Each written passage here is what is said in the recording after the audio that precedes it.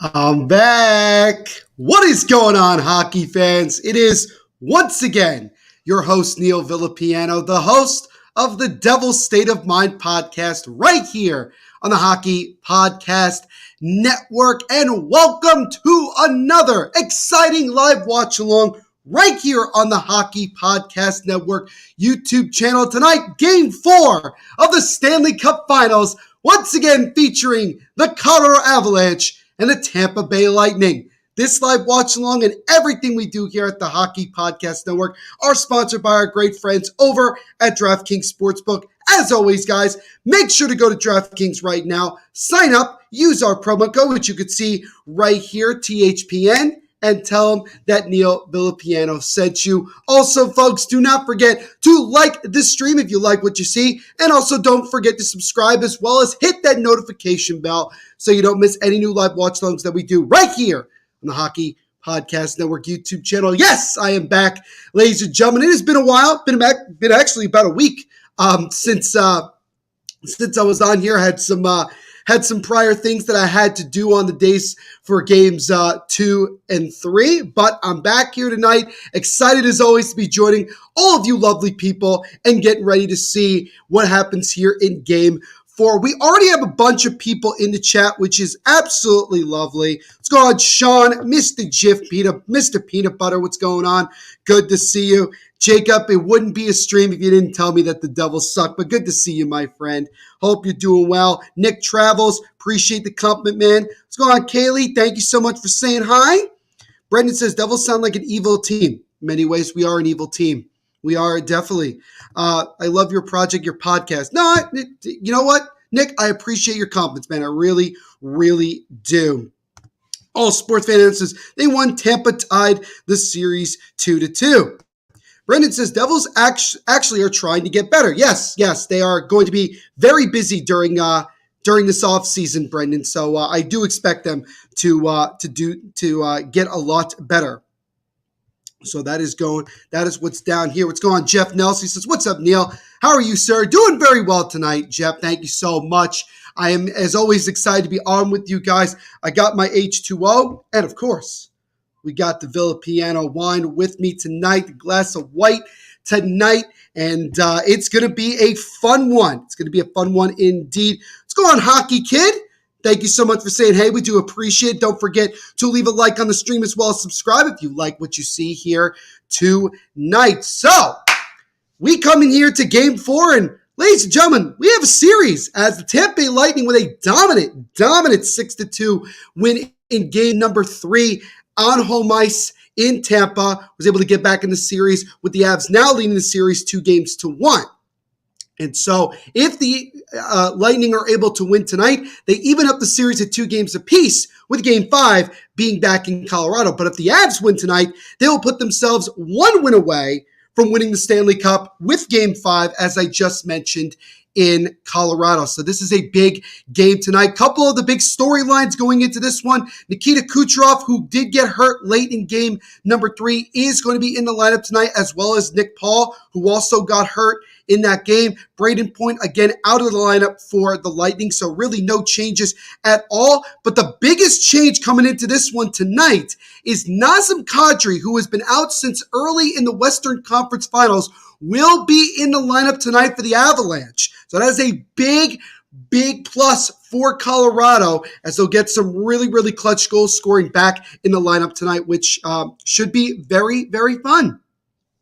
It's got some other comments here. Jeff says, Lightning will tie it up tonight and lose the series, but be a great series. We'll see. Jaden says, where is Isha? Isha has the night off. Jaden. Sean says, let's go Predators. Jaden says, go Avs, go. Reddit says, all sports said Bolts 1, LOL. Jacob with the first prediction of the night, going 4-2 Tampa. I like it. We got Mr. Hockey Clayton. Love that profile picture, by the way. He's going to go with go. He says, go Avs. Love it. Says, where's Archduke? Not sure. Hopefully he gets in the chat at some point. Sean's going to go with a 4-3 win for the Avs. Hockey Kid says, something like it. Also, it's my team's 50th anniversary. My team is the Pittsburgh Penguins. I can clearly see that, Hockey Kid. Thank you so much for liking and subscribing. And it's a big accomplishment for the Pittsburgh Penguins. Kayla says, go Avs. Jaden's going to go with a 5-3 Avs prediction. Don't forget to leave your score predictions in the chat. Moose says, sorry about not joining for the last couple. You're fine, Moose. I mean, to be fair, I haven't been on here in a week, so I didn't even notice, to be quite honest with you. Messi may or may not be starting. No, he's definitely starting. He's definitely starting. Let's see here. Jeff's going to go with 4-2 Bolts tonight. Like it. Archduke is in the chat. He is here. What's going on, Archduke? Good to see you, my friend. Hockey Kid says 5-3 Avs. Let's see here. Christian Santiago. Good to see you, Christian. Says go Avs. Archduke going with Tampa 4-3. There you go. There you go. Mr. Clayton says favorite team is the Preds. Cool. Jaden says my teams are the Avs, Caps, Pens, and Cats. Interesting combination of teams, Jaden, but I like it. I like it. Another prediction here from Christian Santiago. He's going with 6-1 Avs. So we currently have 7 people who have given me a score prediction. Make sure to get your predictions in before this game gets underway. For me tonight, I'm going to go with the Tampa Bay Lightning to even up the series and win this game tonight by the same score that Jacob put earlier, 4-2. And I think Nikita Kucherov's going to get 2 goals tonight. I think he's going to come into this game pissed off from getting hurt late in game number 3, and he's going to want to come out and have a dominant one tonight. And when Kucherov plays pissed off, as we've seen before, he takes his game to another level. So for me tonight, I definitely like seeing Tampa Bay win, and I think we're going to definitely have at least 6 games. I really hope the series goes 7 because I think we deserve it to end off what has been a really interesting and in many ways very positive year in the National Hockey League. Let's see here. Jeff says, love your pullover. I didn't get one this year. $145, no thanks. Thank you, Jeff. I appreciate it. I actually got this from the Devils themselves. I was actually, I did one of their behind the scenes type things for they asked a couple fans to be involved and I got there and they actually gave me this and it's like in a prize pack. So I got it for free, which is kind of good. Christian says, is Kadri back? Yes. Nazem Kadri is indeed in the lineup tonight for the Colorado Avalanche. A big news for Colorado. Absolutely massive. Also, Darcy Kemper, who did get pulled in the second period of game number 3, will once again be between the pipes here in this one. But I will say this right now. I will say this, and this might be controversial. But if Kemper has another bad game tonight, I think you definitely have to consider Pavel Francouz in net for game number 5. Because I think you've seen Francouz come in and play relatively well when he's had to, and you may have to shake things up because Kemper, you don't want this guy to be losing his confidence, especially here in the Stanley Cup Finals. But yeah, this has been so far in this series, and granted we've only played 3 games, but the way that it's definitely been the tale of blowouts. You saw game 2, the absolute ass kicking that the Tampa Bay Lightning got to go down 2-0, but then they come back in game 3 and kick the crap out of the Avalanche and, get themselves back in the series. And I think tonight will be a little bit closer than obviously a 6-2 score. I think both teams will certainly get on the scoreboard. And again, I'm going to go with a 4-2 win for Tampa Bay with Nikita Kucherov getting 2 goals. So there again. And again, as always, guys, make sure to leave your score predictions in the chat. We currently have 7 people who have given me a score prediction. The most we've ever gotten in the stream is 21. So it would be great if we could beat that. And also, guys, if you're new, continue to subscribe as well. We are trying to get to 3,000 subscribers by the end of the Stanley Cup Finals. I think we could definitely get there. So continue to like the stream, subscribe, share with your family and friends, get the word out, get them to jump in here because this is the best community of all YouTube when it comes to hockey fans. Love it. Jane says, I'm healed from injury. Good to hear. Jacob says, Bolt's backup was warming up before the game. You're talking about, what's his name? You're talking about Brian Elliott? No, I mean, I didn't hear anything about Elliott playing at all, so I doubt it. So it's definitely going to be Andrei Vasilevsky. That's the way I look at it. So, all sports fan Adam. By the way, Adam, good to see you. I didn't say this before, but good to see you, my friend. Hope you're doing well. Says, Tampa won. I know some of you are from the future, too. I mean, some people can predict the future. Some people can. What's going on, Andy? Good to see you as always, my friend. Hope you're doing well today. He says, Elliot. Yep, that's what we were talking about. Avionics, good to see you, my friend. He says, hi, what's up, Neil? What's going on, man? What's going on? We saw Elliot warming up. Interesting.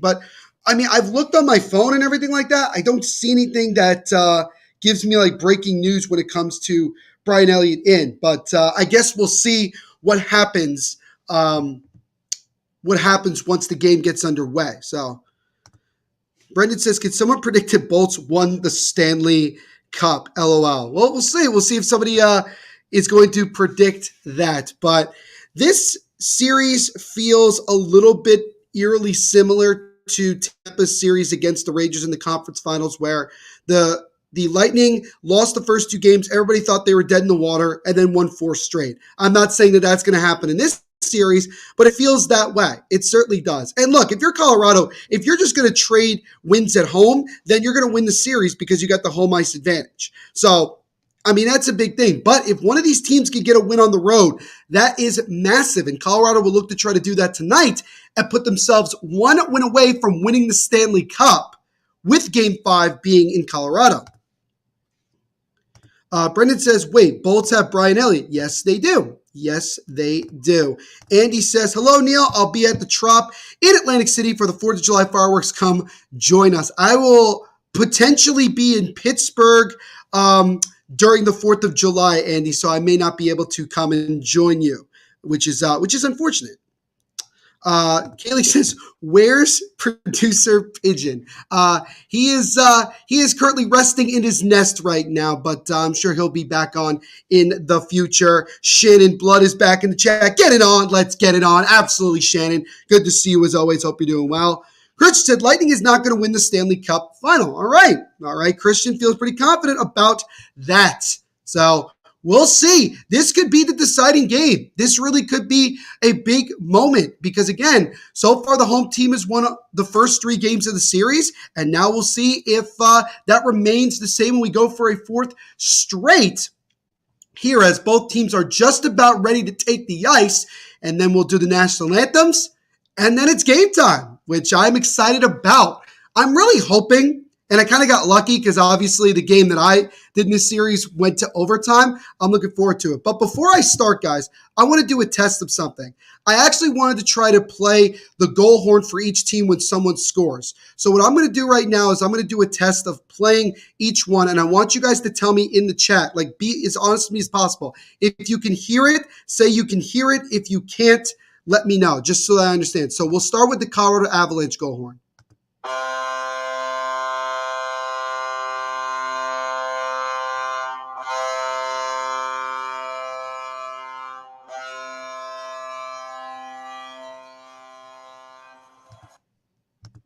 So did you guys hear that? Just let me know if you did, because again, this would be I just think it would be kind of a cool thing if we could do that. Jacob says yes. Well, Sean says it sounds awesome. Jacob says yes. Andy with a curious face emoji. I don't know what that means. Christian says sounds good. Awesome. So now let's do Tampa's. And again, let me know if you guys can hear it clearly.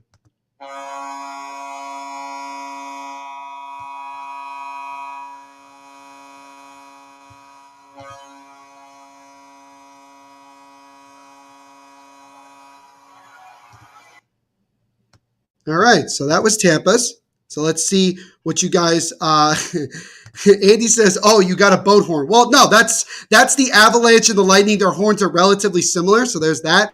Let's go on, Murray. Good to see you, man. He says, "Hey, Neil, heard it. Awesome. You guys heard it." Shannon says, "Excited though." Sounds good, but you won't be pressing that much. We'll see, Adam. We'll see. I mean, I'm going to have to press one of them at least once tonight, right? Because obviously somebody's got to score. Andy says, yes, perfect. Perfect. It's Tampa you press. I did press Tampa's as well. I'm a fan of boat horns. Awesome. Sounds great. Can hear it, but not loud. Okay. All right. So maybe I'll turn it up a little bit. Liam Wolf, thank you for the score prediction. And thank you as always for hanging out with us. We do appreciate it. Don't forget to leave a like on the stream. He's going with a 6-1 dominant win for the Lightning tonight. Interesting. That one isn't as loud. Okay, so I'll turn up the volume for that one as well. Haley says you can hear. You need to make the lightning goal horn louder. Okay, I'll make it louder. So I did turn it up. So we'll see how that goes when Tampa, if they do score tonight, starts loud but fades. Okay, fair enough. I mean, I'm not going to play like the whole thing. I'm going to play like the first couple of seconds of it when somebody scores.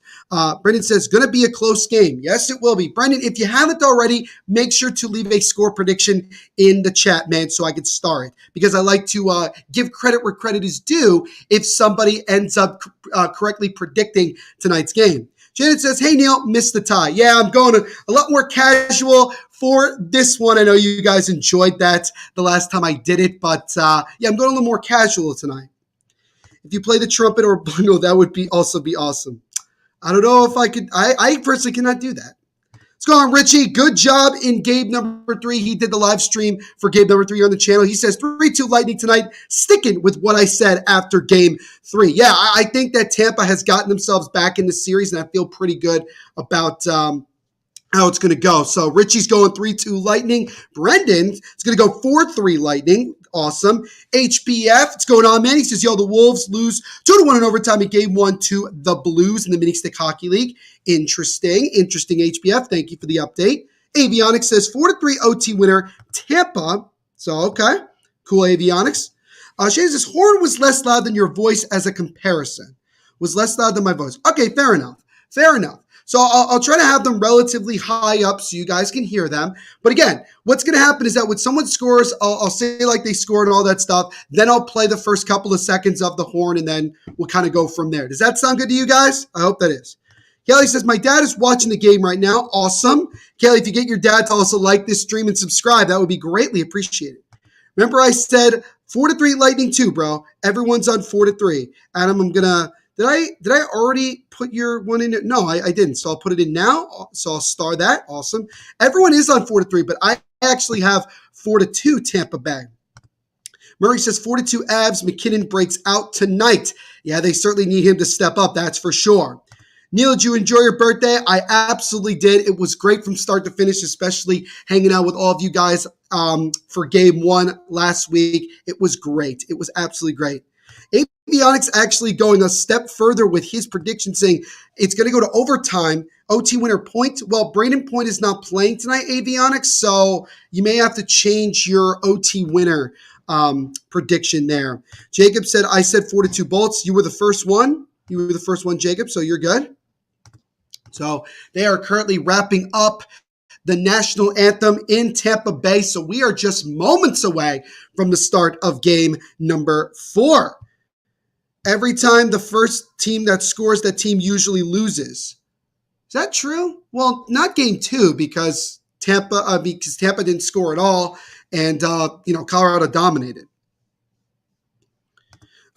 Want to play Fortnite Jacob with my friend. Nice, HBF. Nice. I like that you guys have all had you've all built some good friendships here in the chat, which is important, which is very, very important. So, do the Tampa Bay Lightning even up the series at 2 games apiece, or do the Colorado Avalanche steal a game on the road and go back to Colorado with a chance to wrap up the Stanley Cup Final at home? So this is going to be fun, guys. And I don't know about you, I'm excited, and I really hope you guys are excited as well. This is going to be one fun hell of an evening. Andrei Vasilevsky is always in net for the Tampa Bay Lightning. He stopped 37 of 39 shots he faced in game number 3. He's on an 8-game home winning streak, by the way. It's pretty impressive. Darcy Kemper in net once again for the Colorado Avalanche, looking for a bounce-back win. And we'll see how this goes as the puck has been dropped and game 4 of the Stanley Cup Finals is officially underway. So we'll see how this one goes here as the Avalanche immediately try to come into the zone as Taves chips it in. And now the Lightning will control. As now McDonough chips it over to Eric Chernak, and Chernak makes a long feed that goes off the stick of Killorn, but he gets it right back, gets it to Hagel. Brandon Hagel gets checked along the boards by Devon Taves. Now Chernak gets it over to McDonough with a wrist shot through traffic. That one is stopped. Rebound try is stopped by Kemper. Follow-up try is blocked. Now one-time shot by Chernak. Oh, it's stopped. Rebound try, and they score! It's Anthony Cirelli on a rebound!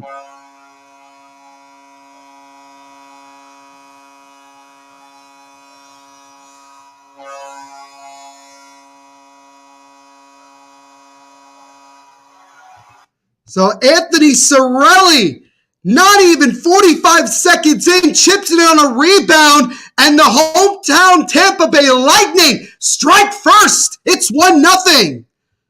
So that is a quick start. Now, the one thing I will say is that Kemper's mask came off. So my question is, should this play have been blown dead before the goal went in? That's my only argument, and I want to see what happens here with it. And you guys are booming up the chat. Love it.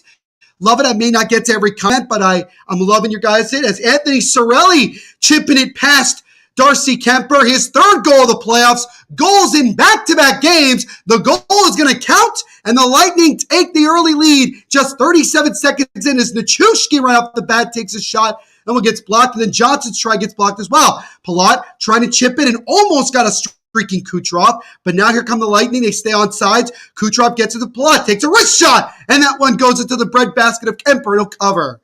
Just 56 seconds in, Lightning already on the board thanks to an early goal from Anthony Cirelli, his third of the playoffs. What's going on? Lauren, good to see you, my friend. Hope you're doing well. We thank you for hanging out with us as always. My prediction, Lightning at 7. Avs will win Game 5, lose Game 6, and choke at home in Game 7. That is a bold prediction, Lauren, but I like it. I like the bold predictions. Congrats to Igor Shesterkin for winning the Vezina Trophy. Yes.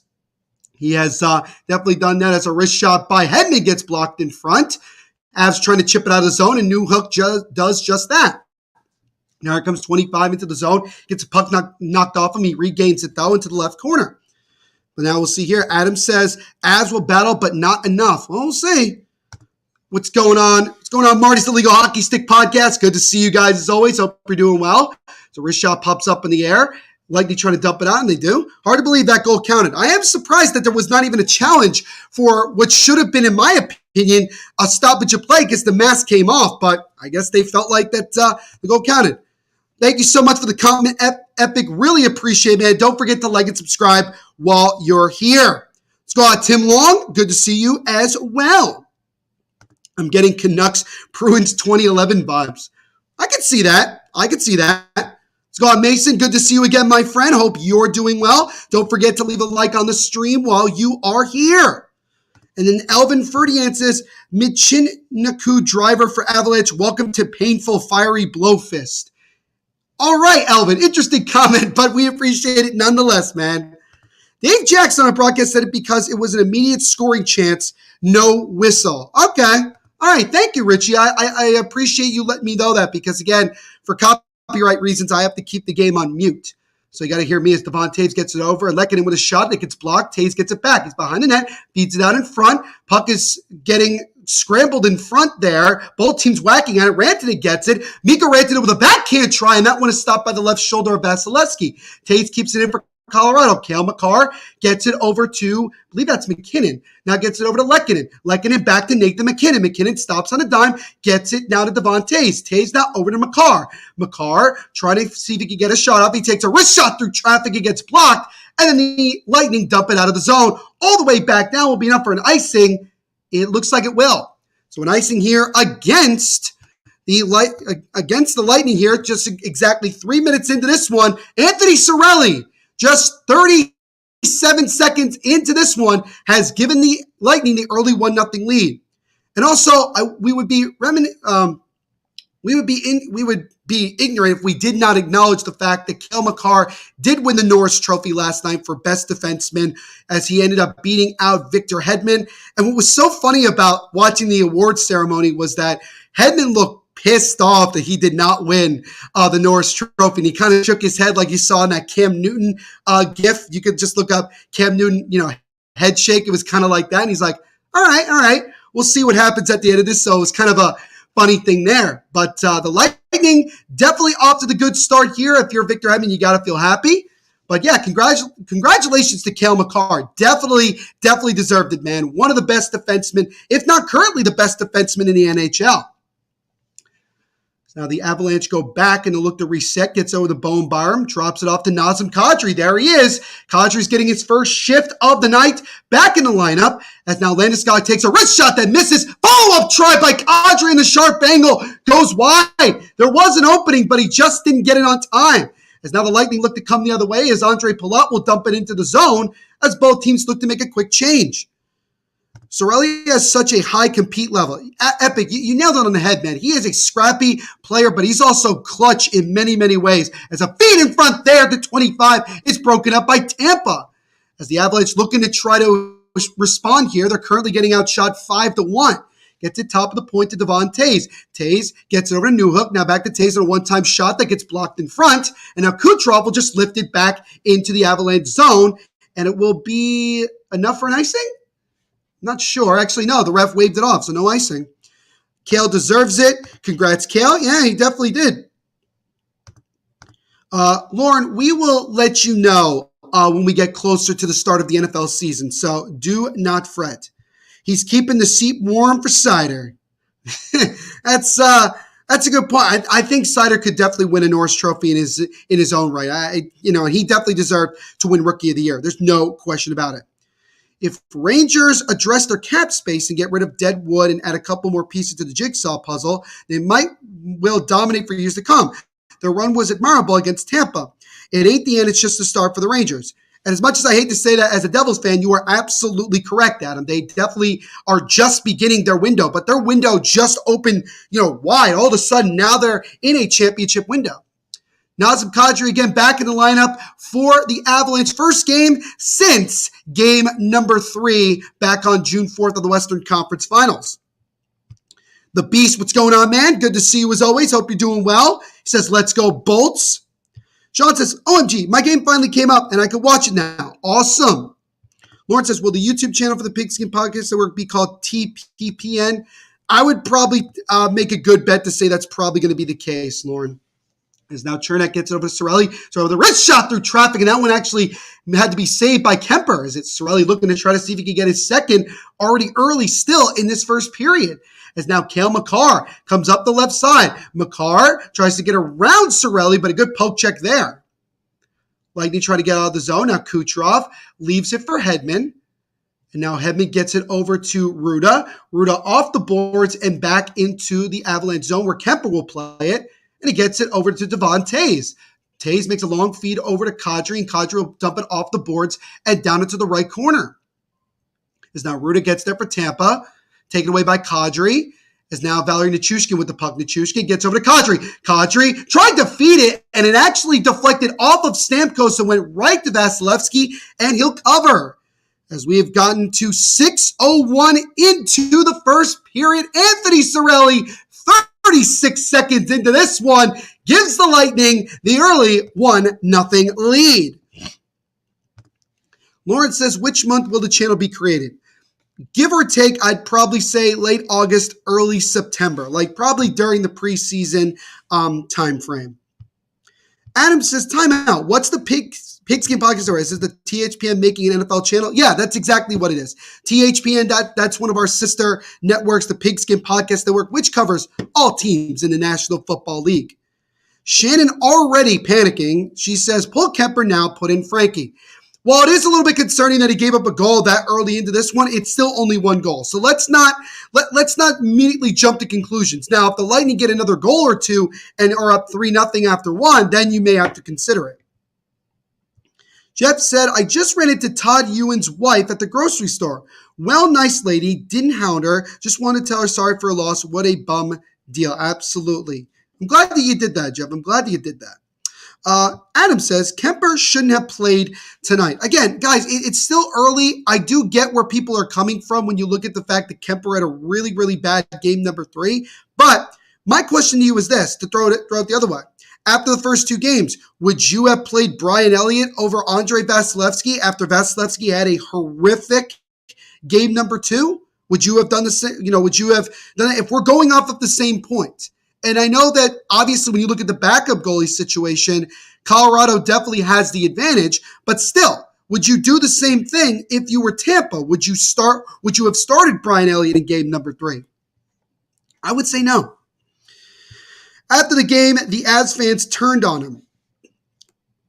And then Epic says, Avs writers created a bad fan convo. Yeah, I did see a lot of articles that were really ripping on Kemper quite a lot after game number 3. But the thing is that they're still up in the series 2-1. And if they win tonight, they go up 3-1 with a chance to win the cup on home ice in game 5. So I think it's just ridiculous that people are overreacting that quickly after a blowout. You think Lightning fans were overreacting and freaking out after losing game number 2? I think some were, but maybe not that much because they've been there and done that.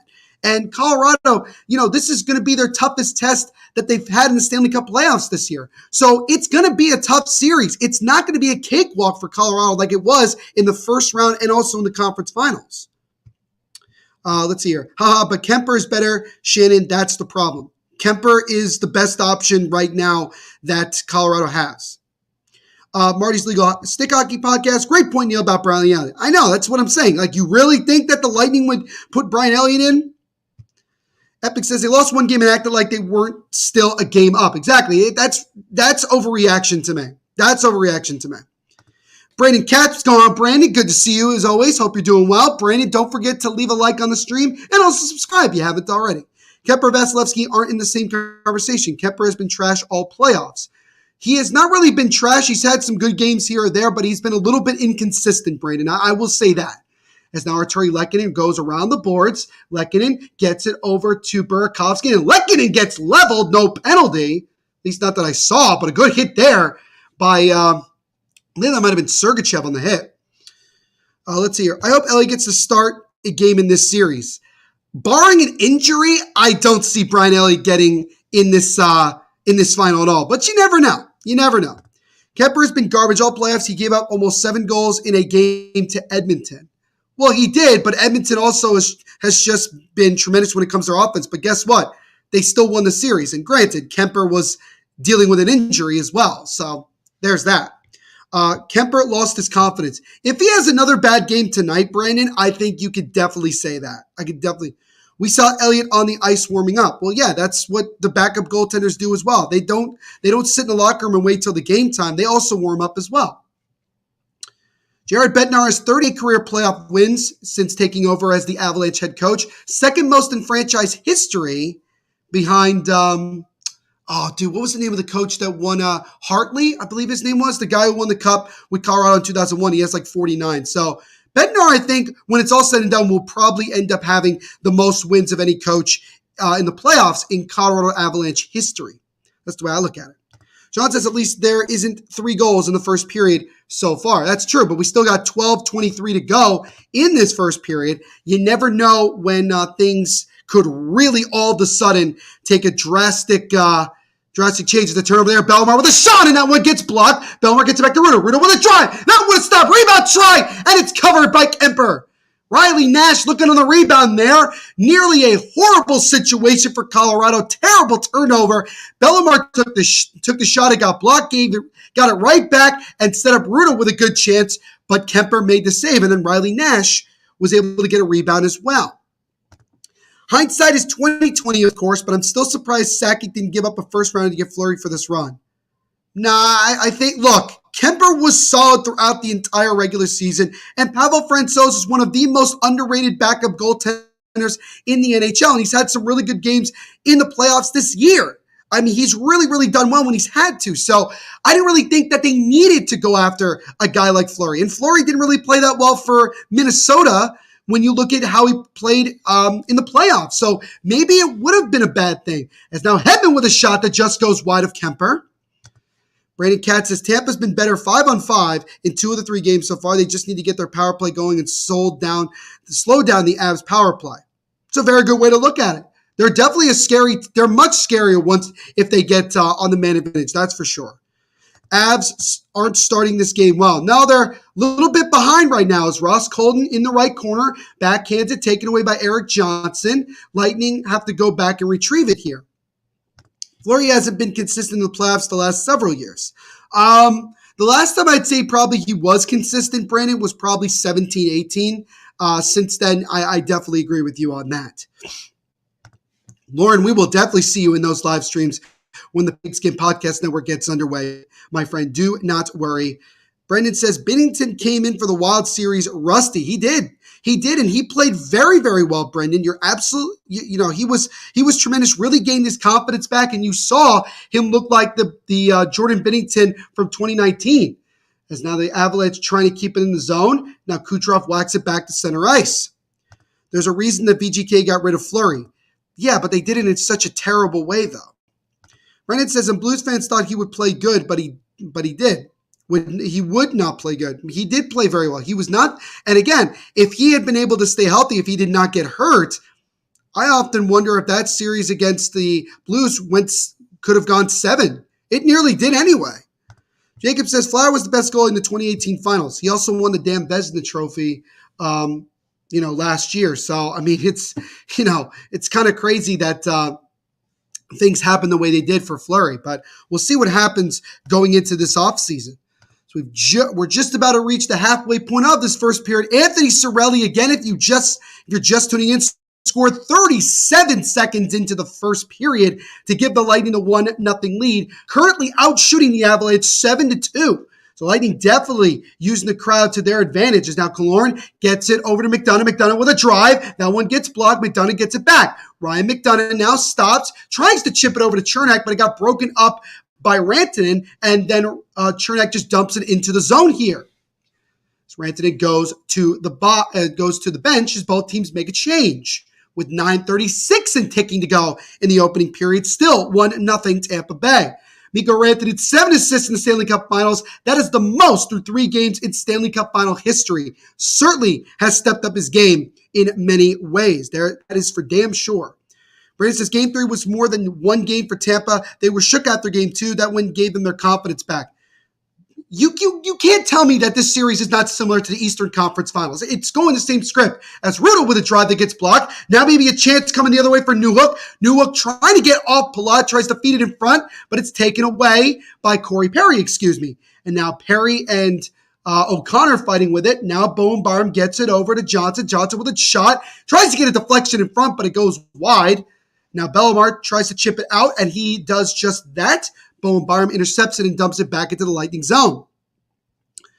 Talk about Fleury again. We traded him so we would miss the playoffs, so we had a reason to fire Peter. If that's their honest reason, is a pass in front there, deflects up in the air as the Avalanche keep it in. Taves gets it over. Taves gets it back on the left side. Devon Taves takes a wrist shot. He's actually going to wrap it around the boards. Hedman now chips it out, but he can't get it out completely. Like Avalanche keeping it in though.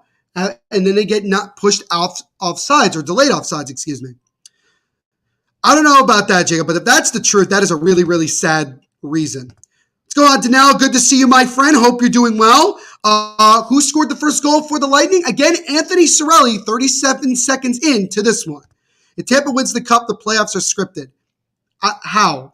Exactly how? Is a takeaway here for Nick Paul. He comes in with a shot, and that one is stopped by the stick of Darcy Kemper. Another bad giveaway by the Avalanche. And here's another one as Killorn tries to keep it in. Mikko Rantanen retakes the puck, gets over to Lehkonen, and now the Avalanche come into the zone. Lehkonen takes a shot. It's blocked to the left side. Now the Lightning look to come the other way. Here comes Brandon Hagel up the right boards. Chips it around, tries to get around somebody he cannot. The Wild just chose to put in a goalie Blues like to face. It was just a bad idea. I don't know about that. But yeah, the Wild definitely did not show up in the playoffs as we get a stoppage of play. 7:24 to go in the opening period. Lightning still leading it here in the first, 1-0. My pops is in the chat. What's going on, Pops? Good to see you. He says, stop beating up on Kemper. Let's not forget, Tampa has an awesome team, and they are the 2-time defending champs. I know that. I'm fully aware of that. But also, Kemper has had a couple of bad games in the playoffs if you look at his overall body of work. And that's the way I'm looking at it. And also, Pop, since if you want to talk about it from a Devils perspective, does what you see from Kemper really excite you about him maybe coming to New Jersey next season? I don't know. Gives me second thoughts. Shannon says, Neil is so effing entertaining. Thank you, Shannon. I appreciate that compliment. Thank you. Brendan says he could see the Bolts going to Game 7. I predicted in the beginning of this series that this was going to go 7 games. Brandon, so we got Brendan and Brandon. So there we go. Vegas should have made a move for Markstrom. The Knights play fast to give up a lot of odd man rushes. They can't win with an average goalie. I would like to know what Jacob feels about that statement, but that's a very good point. I think honestly Markstrom could have been a solid fit if they had gone after him. It wouldn't be a series if it wasn't a 7-game series. That is for true. Thank you so much, Isha. Good to see you as always. Hope you're doing well today. We thank you for hanging out with us. This great stream as always, buddy. Thank you. My Pops agrees with me, says no. It's exactly my point.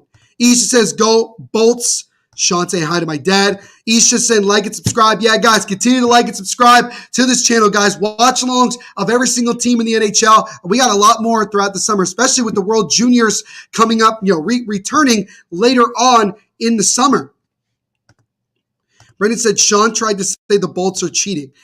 I understand why people want to immediately go like, oh, the Bolts are cheating. They're not. What is it this year? Like, what have they done this year that you could say it's been cheating?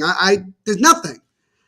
Jacob says, and I quote, fuck Markstrom. He's the biggest playoff choker. Fair. That's fair. That is fair. Bolts ain't no joke. They're just dangerous as the Avs. This is the 2-time defending Stanley Cup champions. They are dangerous as hell. That's for damn sure. Brandon says Landeskog makes no sense in the line with Kadri since Kadri isn't close to fully healthy. Landeskog is at his best in front of the net, meaning shots up. He should be with McKinnon. Brandon, I agree with you 100%, man. Those two guys play so well together. You saw it early in game number 3. How did they score? Landeskog standing in front of the net. And they need to keep doing that. But maybe they're just trying to get Kadri going again. As Rantanen with a shot that gets blocked. And the follow-up try by Nichushkin also gets blocked by Palat. Kadri, now with it, Kadri gets it behind the boards, and it's taken away by Palat. Now Palat chips it. Well, he can't get it out of the zone. Landeskog intercepts. Landeskog now over to Nichushkin. Nichushkin feeds it over to Taves. Taves with a wrist shot through traffic. It gets blocked, and the rebound try is stick to side. So the Avalanche with a good chance there, but another good block as the Avalanche, with 6:40 to go in this first period, still have only registered 1 shot on goal. So shots are 10-1 in favor of the Lightning right now as Taves gets over to Makar. Makar with a shot, and what gets deflected? Rebound try by Nichushkin, and now one is stopped by Vasilevsky. Kind of a funny redirect there, kind of by accident, but it got to the net, and Vasilevsky had to make the save. That was a tough one there. 6:15 to go in the first period. Lightning have 7 blocked shots to the Avalanche 4 so far in this one. As now the Avalanche dump it back into the zone. Mikko Rantanen in the left corner with Cirelli. Gets over to Hedman. Hedman to Hagel. Hagel fires it off the boards. It gets it out. It's actually going to go all the way down for an icing here against the Lightning with 5:52 to go in the first. Hey, Neil, did you watch ESPN First Take with PK Subban? Was explaining how good and tough the NHL with Stephen A. Smith. Yeah, and I did see that, Danelle. And as always, PK Subban absolutely dunked on Stephen A. And to me, it's really annoying to watch Stephen A. try to talk hockey because the man knows very little to nothing. Face off to the right of Vasilevsky here. Tampa Bay has been completely different team at home since the Rangers series. You are absolutely correct. You're correct, man. As that shot there is stopped by Vasilevsky. It's going on Lee Monson. He says hello again from Grand Prairie, Alberta, Canada. Good to see you as always, Lee. We hope you're doing well. Damn, Kadri playing tonight. He is indeed playing tonight. First game since June 4th, which was game 3 of the Western Conference Finals. Let's go out, Boomannis. Good to see you as always, my friend. Hope you're doing well. He says, appreciate you, Neil. I only watch when you are calling the games. Thank you, Boomannis. That means a lot to me. He says, let's go Bolts. 4-1. Love it. Max Kalman still don't think the NHL is one of the 4 major sports. Can't say I'm surprised that he said that. Jacob said, what a save. Yeah, that was a difficult shot. Makar took the shot. It got blocked and actually redirected right into Nichushkin with somewhat of an open net, but Vasilevsky was still able to make the save there. Brandon says, Max Kalman is a moron. He made First Take unwatchable. Honestly and truly, and I don't even think this is a hot take. I don't think Max Kalman was as bad as people said he was. I think that a lot of people love Stephen A. so much that they want to immediately get on Max Kalman. I think Max Kalman, in many ways, was forced to make some of those takes that sound really, really ridiculous. The Tom Brady falling up a cliff thing was bad. The Iguodala, I want Iguodala situation was obviously bad. But I think when you look at Max Kalman towards the end of his time at First Take, you could see he was really, really articulate, really, really well-versed. And I think he really nailed on the head with a lot of his takes, honestly. Stephen A. can't talk about any sport other than basketball. I mean, he knows football to a decent amount, but yeah, it's basketball for him.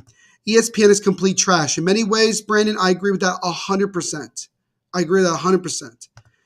Bigger choke artists, the Sharks or the Avalanche? I would say the Sharks, as much as I don't like saying that. I think it's the Sharks because the Sharks have had chance after chance after chance to get over the hump, and they haven't done it. At least the Avalanche have won the Cup in their history and could potentially win another one here. So, Lauren, I would say the Sharks. Brendan says, looks like the Bolts defense came to play today. Yeah, they certainly have so far. They look really, really good. They've already blocked 8 shots, and they've surrendered just 2 shots on goal with 5:51 to go in the opening period. And again, 37 seconds into this one, Anthony Cirelli scored on a rebound to give the Lightning the 1-0 lead. Nazem Kadri has 5 shifts so far, 4:23 of ice time in his return to the lineup. Face-off won by Colorado. Devon Toews with a shot. Another block there by Tampa Bay. Killorn tries to get the puck, and he's able to get it, but he's ruled offsides for some odd reason. Don't really know about that, but nonetheless, offsides here against Tampa with 5:42 to go in the first. Let's see here. But yeah.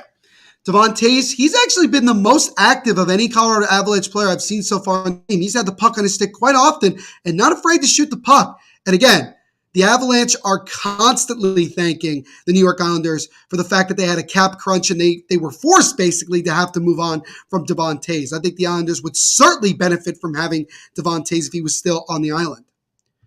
Sean says, can't say it's been a bad period for the Avs. Yes, they're down 1, but only down by 1. So they've been pretty much outplayed as here comes Brandon Hagel. He's one-on-one with Cale Makar. Hagel will just wrap it around to the right corner. Alex Killorn gets there, but he gets knocked off the puck, and Devon Toews takes it away, tries to get it to McKinnon. Now the puck is dislodged, and now we get an offsides here against the Lightning again, this time with 5:11 to go in the opening period. But, Brandon Hagel does not like that call. I don't think he heard the whistle. By the way, Game 5 of the Stanley Cup Finals, Friday night, 8 p.m. Eastern, again on ABC as well as ESPN+. Game 5 back in Colorado. But, Sean, I would say simply this, that the Avalanche have been outplayed by a lot in this period. They are lucky that it's only 1-0 because the Bolts have had a couple of really good chances to double their lead. And we still got 5:11 to go in this period. They put Landeskog back with McKinnon. Good. They need to keep it there. They need to keep it there 100%. Are you going to join the TPPN once it's launched? There's a really good chance, Lauren, that I probably will. Janet says, Bolts are here to shut down Makar and McKinnon. This will go to depth on Avs, but Tampa has depth too. This is the first time in a while, guys, that we are without a doubt the 2 best teams in the NHL going up against one another in the Cup Finals. They're very similar teams. They have a lot of depth, a lot of scoring, star players, solid goaltending. They got it all. As now here comes the Lightning into the zone. Palat drops off to Stamkos. Steven Stamkos takes a right shot and a great glove save by Darcy Kemper. To be honest with you, and you can hear it from my voice, I was kind of expecting Steven Stamkos to light the lamp there, but a nice high glove save by Kemper denies the captain of doubling the lead as Stamkos, who had a really good Game 3, looking to try to get off to a good start here in Game 4. I recently followed the Steelers podcast, SC Blitz. Very cool, Lauren. Adam says at the end of the second period, it's 2-2, but it ends 4-3 in the third to Tampa. So Adam's going with another interesting prediction. I like it. Sean says, admit it, the past 2 years, Tampa had it easy. They had it easy from the standpoint of the matchups that they faced against a Cinderella Dallas Stars team and a Cinderella Habs team. Is that high-rising shot by Colton deflects to the left corner? Third line on right now for the Lightning, putting on some pressure. Nick Paul tries to chip it over. Now Corey Perry gets it. Perry tries to chip it up the boards, but it's taken away by O'Connor. And then the Avalanche are able to get out of the zone. But, and then they face the Cinderella Canadiens team. This is the best matchup that the Lightning have had in their run. And we'll see if they're able to, still get the job done and ultimately win the Stanley Cup. I bet Stamkos to score over 2.5 goals in the series, but he has 1 goal so far. I expect him to get another 2 or 3, Brandon, before the series is over. Now a shot from a sharp angle by Darren Helm gets broken up and is chipped out of the zone. Shannon says, keep it up, Kemper. Pops is back in the chat, but even though I don't want him for the Devils, he did keep Tampa off the board in Game 1 in overtime. That he did. And he did pitch a shutout in game 2, which ain't nothing. No, that is certainly not. And he's had some good games as well. He's just had a little bit of trouble being consistent. But again, he has, it's not like fully his fault that they had such a bad game in game number 3. I mean, there was a huge blitz, kind of like what we saw from Colorado in game 2. So there was something to keep in mind. But we'll see if he can bounce back tonight. He's already given up a goal. There's a wrist shot there. Deflects just wide. So Lightning putting on some pressure here with 3:10 and ticking to go in the first. Zone time right now for the Lightning has been about 40 seconds. Riley Nash takes a turnaround shot. Now one's stopped by the right leg pad of Darcy Kemper. And it looks like we're getting a penalty here. It is. It's going to be an interference call against the Avalanche. Riley Nash drawing the penalty. So with 3:03 to go in the first and the Lightning up 1, they get their first crack at the power play looking to double the lead. And here's also a really funny, what I thought was a really, really funny stat.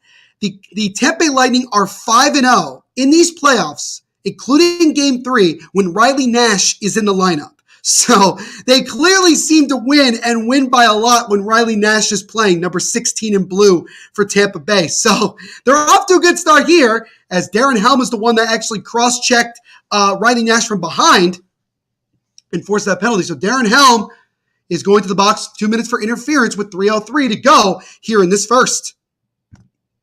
Rangers will end the Lightning domination. Trust me, guys. I know you're sick of Tampa winning, but they are the new kids on the block. They're going to keep pushing, improving, and build a winning team. We shall see, Adam. Jacob says Tampa Bay power play. Sean says not good. Who scores first in the second period? All sports.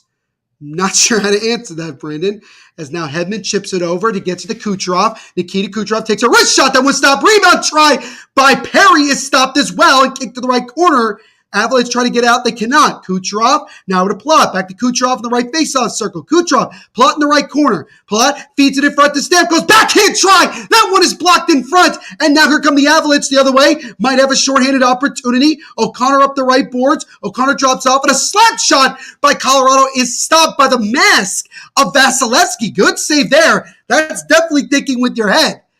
As now Victor Hedman comes in the zone, tries to stay on sides. He does that for a moment, but has the puck chipped off him and back out of the zone. Corey Perry now. Perry tries to get rid of Palat. Palat chips it over. It pops up in the air. And now Nichushkin coming up the left side. He's going one-on-one, but he gets the puck knocked off him from Sergachev. And now it's taken away by Kucherov. And here come the Lightning. 2 minutes to go in the first. 57 seconds to go in the power play. Killorn comes in with a wrist shot, and that one goes wide. And it comes off the boards and right out in front. But that shot also got deflected. As now Nick Paul goes back and retrieves it for Tampa Bay. Nick Paul tries to get around a defender. He cannot. Eric Johnson will waste some time, and he'll dump it deep back into the Lightning zone.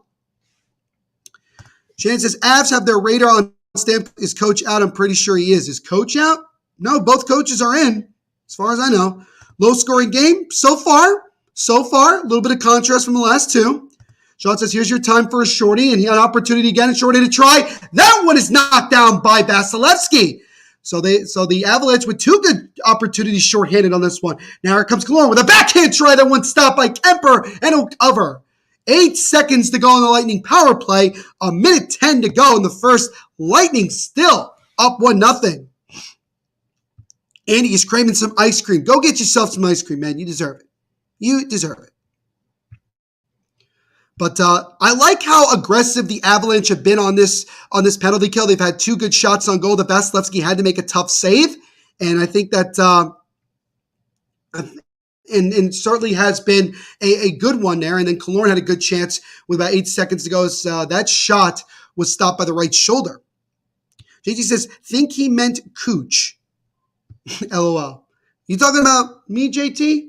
But good to see you, by the way. Hope you're doing well. It's a sharp angle try, but Cirelli gets stopped by Kemper. Power play is over. Cirelli keeps it in for Tampa. Tries to get it to Palat. Regains the puck. Anthony Cirelli backhands it to Hagel. Hagel in the right corner fighting with Makar. Now Hagel regains the puck. Brandon Hagel gets it top of the point. Stopped by Chernak. That one deflects wide. Nathan McKinnon tried to take the hit on Palat, but missed him. McDonough takes a shot. That one's deflected and stopped by Kemper. Cirelli in the left corner now, fighting with Devon Toews. Gets it over to Landeskog. Landeskog tries to backhand it out. He cannot. Lightning trying to keep it in, and Cirelli gets knocked down. Fans want a penalty. Doesn't look like there is going to be one called, Boom, Byram touches it up here. Shots are right now 17-4 in favor of Tampa. 15 seconds to go in the first. Lightning may be looking for one last chance. Eric Johnson stops on a dime in the right corner in his own zone. Backhands it off the boards and out. Sergachev loses the puck. Maybe a chance here for Colorado. Gets broken up. 3 seconds to go in the period. Stamkos the other way. Gets the puck checked off him, and that will do it for the first period of play. So the home team, Tampa Bay Lightning, thanks to Anthony Cirelli, 37 seconds into the period, give Tampa Bay the 1-0 lead, and they were super dominant in that first 20 minutes. And we saw a replay just now, the Anthony Cirelli sharp angle try. Didn't miss my much. There was a good opportunity. It actually went through the legs of Kemper, but luckily not in. But it is 1-0 Tampa after 20 minutes of play. Let's see here. Mr. Hockey Clayton is back. Good to see you again. Hope you're doing well. Brandon Katz is arguing it should have been a trip when Cirelli got knocked down, but the ref said play on, so no penalty there. Jacob says, them shot totals be looking like my NHL 22 Be a Pro game. Slap my ass off. Yeah, you could actually, it does look that way. It's 17-4 Tampa shots on goal after the first 20 minutes of play. So, as always, guys, let me know what you think so far this one, how both teams have looked through the first 20 minutes of play, and what you expect to see from both of these teams moving forward. And before we continue on here, ladies and gentlemen, we're going to take our first break of the night to get a word from our sponsors.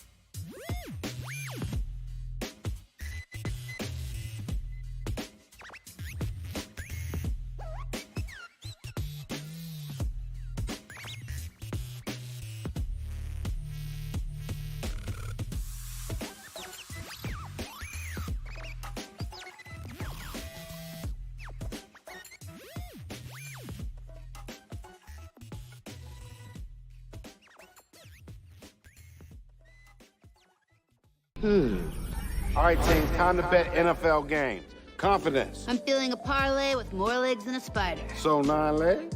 Roll the dice, baby. Indecision? We picked one home favorite. I abstain. You can't abstain. Boring! 6-leg parlay, 2 home dogs, all hitting the over. Boom!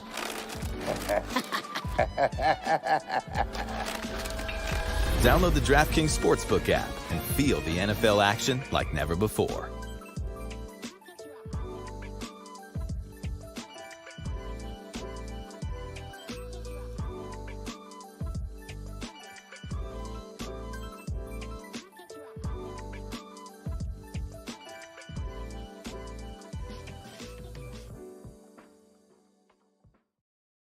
So, as always, a big thank you and shout out to our sponsors over at DraftKings Sportsbook for sponsoring this live watch along and everything we do here at the Hockey Podcast Network. If you guys want to get in on the huge cash prizes that DraftKings is offering right now, go over to DraftKings right now. You sign up, use our promo code, which you can see right here, THPN, and tell them that Neil Villapiano sent you. We are into the first intermission report here of Game 4 of the Stanley Cup Finals, and after 20 minutes of play, it's the Tampa Bay Lightning with the 1-0 lead. And the shots on goal very much in favor of Tampa Bay, 17-4 after 20 minutes of play. So it was a dominant period from Tampa. Unfortunately for them, they only have 1 goal to show for it. But if they're playing like this the entire game, this series will be tied when it's all said and done. When this one's all said and done. Got a lot of comments here. Let me catch up. You should change that shirt you got, bud. Why? Why? I like wearing this. It's comfortable. It makes me look, feels comfortable. John says that is a blatant dive. So looks like we have one person saying it should have been a tripping penalty and another saying that it should have been an embellishment for a dive. So interesting. Tampa's first 20 minutes, A-, Avs first 20 minutes, C+. I like those grades, Jacob. I do. What's going on, Nathan Frazzini? Thank you so much for saying hi. We do appreciate it. Don't forget to leave a like on the stream as well as subscribe. If you like what you see, we would appreciate it. Avs choking like always, and I think the Avs will lose the series at 7 like the Canucks did in 2011. Lauren's continuing to stay firm on her prediction. This game won't be a blowout. I don't think so. This doesn't have the feeling of it being a blowout. It's going to be a close game. It's going to be a close game. Good to see you again, Clayton. Thank you for hanging out with us, my friend. But the Avs will lose experience counts for a lot. Yeah, that's a good point. Avs will choke in Game 7, I feel. Interesting. Nathan says, is Isha doing it today? No, it is your boy Neil Villapiano doing it for this one. Let's see here as Brandon says, Avs now going to have 5 periods without scoring 5-on-5. That is tough that they've gone that many periods without scoring 5-on-5. They have to get that going if they want to give themselves a better shot to beat this Tampa team. Avionics says he's got to go. All right, Avionics, we'll see you. I mean, if you don't come back, still make sure to leave a like on the stream while you're here. And thank you as always for hanging out with us. And we'll see you in the next live watch along. And continue to take good care of yourself, my friend. And thank you as always for being an awesome supporter of the Hockey Podcast Network. Hockey Clayton says, go Preds. Avionics says, my keyboard is still broken. Well, hopefully you can get that fixed sooner rather than later. Avionics. Lauren says, I hate the Cavs. Oh, my brother's in the chat. What's up, Jeff? Oh, I'm sorry. Yeah, no, you're fine. You're fine. That was a dominant first period by Tampa. What do you think? It was 7-0. I know, that's the thing. It was 17-4 shots on goal, but then it was like, it was Tampa. What do you watch? How much top are the Lightning getting? How much top? Time of possession? Yeah. That was throwing me off there. On, it's been pretty even though. Time of possession's been pretty even. I will say that. Jacob says equals. All right. Birthday cake giveaway. No, not this time. Not this time, Adam. Ask the chat if they know what top means. I'm pretty sure they do because we just spoke about it. They can hear you, Jeff. They can hear you. Shout out to my brother for always being a good sport and a good supporter. He's doing his own thing, but I think he's watching the game as well in his room or whatever. But it's a quiet. But yeah, when I look at that first period, as my brother just put it, while yeah, shots on goal are 17-4 in favor of Tampa Bay, they have 1 goal to show for it. And that's not the greatest thing either. Shout out to Darcy Kemper for after giving up that early goal, which again, I argue to still say, although I understand the ruling, I still think the play should have been blown dead because his helmet came off. That to me, I don't like that the play was allowed to continue. It would be pretty funny if that ended up being the decisive goal. It would be pretty funny. And it would be tough because it would be based off of some controversy, which none of us really want at the end of the day. We want these games to be fair, but we always know that they're not always fair. What's going on, Carson? Good to see you again, my friend. Hope you're doing well. Carson, as always, make sure to leave a like on the stream while you're here. Hope you're doing well today, man, and we thank you for hanging out with us. As Lauren is talking about Chase Claypool. Lauren, have I told you that I'm a Las Vegas Raiders fan and I despise the Pittsburgh Steelers? I think we've talked about this in some degree. HBF says, Neil, will the Devils beat the Pens out? Yes. My response to that, HBF and your mini stick hockey, I'm assuming you're talking about your mini stick hockey league. I'm going to say yes. I'm going to say yes. Although, by the way, HBF, how was your birthday? Let me know because I didn't get a chance to really say happy birthday to you directly. But how was your birthday, man? I really hope it was good. I really, really do. But yeah, I mean, that was a good first period. I mean, you got to feel pretty good if you're Tampa Bay because you got a lot of chances. You got a lot of really good chances. But again, you got to be discouraged because Kemper did really well. And that's where you look at it from Colorado's perspective. While they generated just 4 shots, on goal, they were able to have some really point-blank opportunities and nearly scored. They also had 2 shots on goal on that penalty that they were killing. So, again, they were 1 bounce away from tying the game. HBF says, you're the head coach plus. Oh, yeah, right. I forgot that you told me that I am. But my answer to that, HBF, my answer to your question again is absolutely we're going to beat the Penguins. There's no question. Brandon says, Mike Tomlin destroyed the entire culture of the Steelers. Antonio Brown, Juju Smith-Schuster on TikTok before games. Claypool's a baby. Tomlin is complete garbage. I wouldn't say Tomlin's complete garbage, but I do think he has lost some of the locker room, that's for sure. HBF says, it was good. I got lots of stuff, so Xbox gift cards. I got ice cream.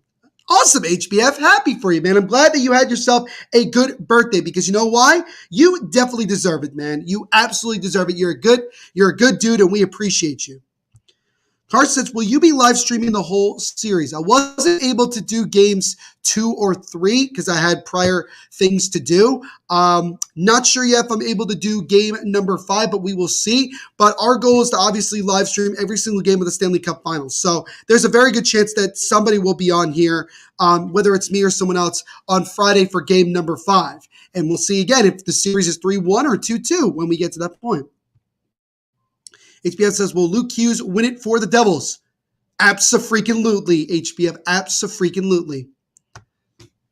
Adam says, Claypool won't do anything. He's not a team player. In fact, I go as far as say he is unprofessional and his crazy antics can harm team morale and spirit. That's a damning statement, but I can kind of get on that. PWR Fresh saying hi. I love the Pikachu with the Supreme hat. That is an awesome, absolutely awesome profile picture. Thank you so much for saying hi, my friend. We do appreciate it. Don't forget to leave a like on the stream as well as subscribe. It really, really does help out the channel tremendously. But going back to that first period, again, you have to look at it and you say that Tampa Bay is feeding off of their crowd, and just like you saw in the Eastern Conference Finals against the Rangers, you can see that the Lightning have gotten an opening, and now we're starting to run with it. And I'm not saying that the Lightning are going to win the next 2 games after this and win the Cup, but you never know what can happen in these situations. I've said it before and I'll say it again. With a team like the Lightning, you can't give them too many opportunities to get back in series when you got them down. You got to find a way to kick them while they're down and keep them down. Claypool isn't the issue. It's Tomlin. Almost all the young Steeler receivers have been divas. That's also, I think, a lack of culture as well when you look at that and developing, because I feel like you should know what these guys are kind of about from a personality standpoint when you draft them or when you scout them. Tampa Bay plays their best with their backs against the wall. They do, Brandon, because Tampa Bay now at this point has been there and done it. They've been through every sort of type of adversity that they can think of. They've been embarrassed. They've been through so many different trials and tribulations. And now they look at these situations of being down 2-0 doesn't really concern them. And they're proving it. They were able to have a dominant game 3, and they're off to a good start in game 4. And they keep this up. This series is going to be tied at 2 games apiece when this one's all said and done. Has he been lagging for anyone else? I'm not sure if I'm lagging. It seems like my stream's going well so far, Jacob. But if it is lagging for a bunch of people, I will try to fix that. PWR says, Tampa Bay is my hometown, so I support them. PWR, love that you show that support, man. Love it. Make sure to leave a like on the stream and subscribe if you haven't already. HBF says, Luke Hughes did get the game winner in OT in game 1 in the Mini Stick Hockey League. You love to see it. You love to see it. I also flipped over, by the way, guys, to the Yankee game because I'm a Yankee fan and I got the local stream. And I think I just realized, I know it's kind of stupid, but the Yankees are playing the Tampa Bay Rays. And I'm surprised there are as many people in the stands as there are, considering that the Stanley Cup Finals is I think, across a bridge or something like that. So that's kind of interesting. JT says there's a bit of a lag, not bad. Okay, well, if it gets worse, guys, if it gets worse, like seriously, let me know, and I'll try to fix it as best as I can. PWR says, thanks, I did that. Thank you, PWR. I appreciate it, man. Appreciate it 100%. We thank you for your support. Jacob says the goal by Luke Hughes came on an assist from his brother, Jack Hughes, in the Mini Stick Hockey League. HBF, you'll love to see it, buddy. We love to see it. That's a good win. That's a good win. I think I'm a pretty good coach, if I do say so myself. So I would say we are about 3.5 minutes away from the start of period number 2. And again, guys, let me know in the comment section what you think is going to happen in this second period of play. Does Tampa continue to roll? Does Colorado get back in it? Is this going to be a period where a bunch of goals are going to start coming through? What do we know? And because I'm also playing the goal horns of each team, I'm kind of hoping that there are more goals because I want to play this. HBF says, and Nico Heischer. Awesome. Lord says, Neil, do you follow the Raider Talk podcast? Yes, I do. Yes, I do. I listen to as many of my favorite teams' podcasts as I possibly can. Shannon says, be right back walking my Mastiffs. We'll see you in a little bit, Shannon. But before we get underway in the second period, we'll take another quick commercial break and then get another word from our sponsors.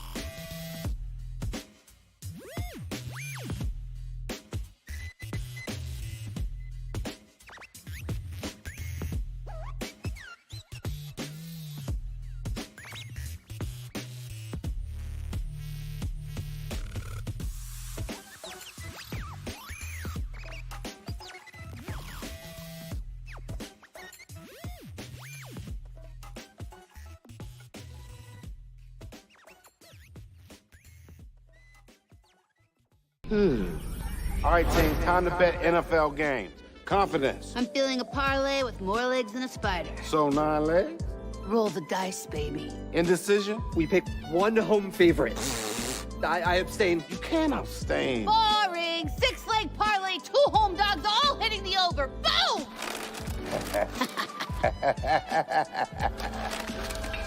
Download the DraftKings Sportsbook app and feel the NFL action like never before.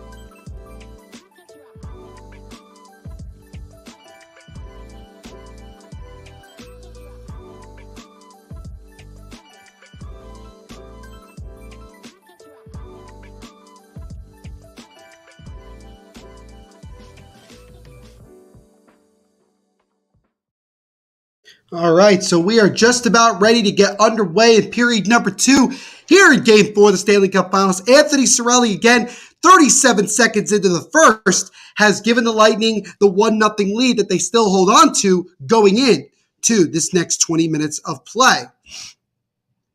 As we have some more comments here. Brandon says, Avs desperately need a power play. That they do.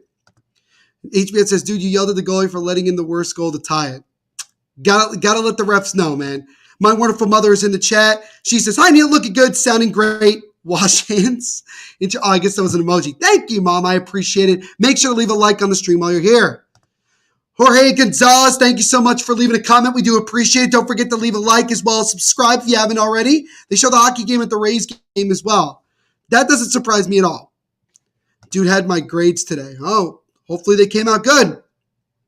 Hopefully they came out good. What's going on, Patricia? Good to see you again, my friend. Hope you're doing well as always. Thank you so much for hanging out with us. Don't forget to leave a like on the stream while you're here. It does help out the channel. What's going on, Andrew H? Good to see you, buddy. Thank you as always for hanging out with us. I'm doing very well, Andrew, and I'll do a lot better if you leave a like on the stream as always, as the puck has been dropped in the second period here of Game 4 of the Stanley Cup Finals is underway. So we'll see how both teams come out here. Anthony Cirelli, who has the only goal tonight, also has 4 shots on goal in this one. Sergachev had a good first period, 2 hits, 4 blocks. So those were probably the 2 biggest contributors to that first period. As Killorn tried to drop it up to Chernak. Nathan McKinnon had 0 shot attempts, while Makar had 1 and he had just about 9.5 minutes of ice time. Then the Lightning putting on some pressure. Anthony Cirelli tries it, takes a backhand try. That one is stopped by the stick of Darcy Kemper. But thank you as always, Andrew. Thank you as always. HBF had graduation today. Congratulations to HBF on graduating. That is phenomenal. Phenomenal as always. And thank you again, Patricia, as always, for hanging out with us. We do appreciate it. We appreciate all of you guys. Appreciate you all always hanging out with us here when we do these live watch-alongs. As the Lightning trying to get it out of the zone right now as Hedman chips it over to Ruda. It's now looks like Kucherov tried to make a pass and ended up just going right to Vasilevsky, who will play it, gets it over to Steven Stamkos. Stamkos makes a long feed that he just missed Kucherov. Tampa Bay, when they've given up first period goals in the 13 wins, that shot there is stopped by Darcy Kemper. They've given up just 3 in their wins, so clearly they do a lot better when they don't allow goals in the first period. They seem to win. Now here comes Kucherov, looking to maybe create something. Might have a 2-on-1, get to the Palat. Palat tried to chip it over, but a nice diving block by Manson. Puck bounces up in the air, and it hit the top of the net and almost went in, but it kicks out. Oh, that would have been a very, very bad goal if it had ended up going in, but it hit the top of the net. So the Avalanche fortunate there to not give up another early goal.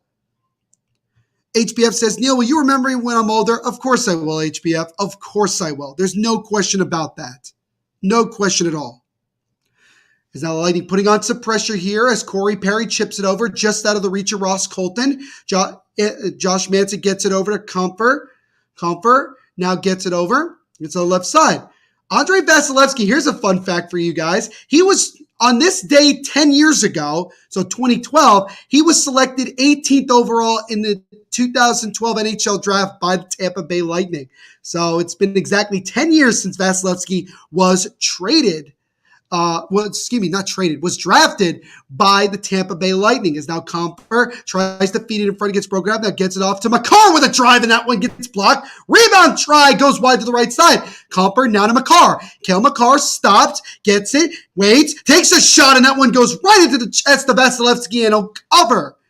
So the Avalanche with an early push here, but Vasilevsky makes the save, just the 5th shot on goal from Colorado here in this one. Let's see. Lauren says, Neil, which Steelers graduate was worse? Deontay Johnson's prediction against the Chiefs in the playoffs or Anthony Smith's prediction against the Patriots in 07? Anthony Smith by a long shot, my friend. HBF says, you will fucking remember the MSHL. Of course I will, HBF. Of course I will. JT says, we love us some Vassy. Yes, we do. We love watching Vasilevsky play. Cale Makar, 28 goals in the regular season. He has 7 in the playoffs. That's both are most among NHL defensemen this year. Definitely deserved to win the Norris Trophy for best defenseman in the NHL. As Rantanen feeds it in front to McKinnon, and that one is stopped by the right shoulder of Vasilevsky. Nice feed in front there. McKinnon gets a great chance, but Vasilevsky makes the save. Brandon says, Tampa needs a change. Tired players on the ice. Yes, they do. Especially now, an opportunity takes a shot, and that one is stopped by Vasilevsky. As Arturi Lehkonen tried to go 5-hole, but Vasilevsky made the save, and the Lightning desperately need to make a change here, as now the Avalanche with their best push of the game. Patricia, thank you for the compliment on my jacket. Appreciate it. It's one of my favorite things to wear.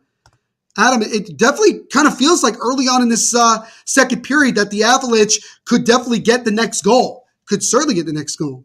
Sean says he smells a goal soon. Avalanche have already had a couple of good opportunities. A wrist shot from Bowen Byram reflects wide. It looks like a penalty coming up here, and I believe it's going to be against Tampa Bay. It is. And it's going to be an interference call against the Lightning here. 3:57 into the second period. It's Victor Hedman going to the sin bin. So the Avalanche, who we talked about needed a power play, get their first power play here early in the second, still down 1-0. HBF says, I got to go. Good stream and good night. Talk to you next stream. But Jacob, we will play Fortnite tomorrow. HBF, thank you as always, buddy, for hanging out with us. Don't forget to leave a like on the stream, and we will see you in the next live watch along. Lauren will be on the Quack Report later on. Awesome. Tell the boys over there I said hi. I think the Avs coach finally yelled at them. Possible. Where do we get the Devil's jacket and the suit and tie, Neil? You get the suit and tie anywhere you can find, fancy clothes, I would say, as a slap shot from McKinnon is sticked aside by Vasilevsky. As far as this jacket, this was kind of like an exclusive thing. So it wasn't even really for sale, I don't think. I think you could just try to go on NHL shop and look for it, to be honest with you, Adam. It's a wrist shot through traffic by Makar, gets blocked to the right corner. Makar gets it over to McKinnon. McKinnon holds it. Nathan McKinnon's still with it. Now to Makar. Makar gets a one-time shot from Nathan McKinnon, and that one gets blocked. It might have actually gotten blocked. Looks like it was blocked by Chernak, who was slow to get up. Avalanche doing a good job of keeping the puck in the zone. As now Landeskog behind the net. Landeskog chips over to the right side to McKinnon. McKinnon back to Landeskog in the left corner. Gabriel Landeskog tries to get over to Rantanen. Missed it. Regains it, gets it to Rantanen again. Now back to Landeskog in the right corner. Now to Rantanen again. Mikko Rantanen, right corner, dumps it off top of the point to Makar. Cale Makar, now to Rantanen. Tries to feed it in front. McDonough blocks it. Tries to get it out. He cannot. Makar gets over to Landeskog. Landeskog takes a shot, and he missed it. Wide open, sharp, wide open in the slide. Couldn't get it. Now Makar, takes a shot, and that one gets blocked to the left corner. This entire power play has been in the offensive zone. McKinnon over to Rantanen. That was stopped. Follow try, and they score!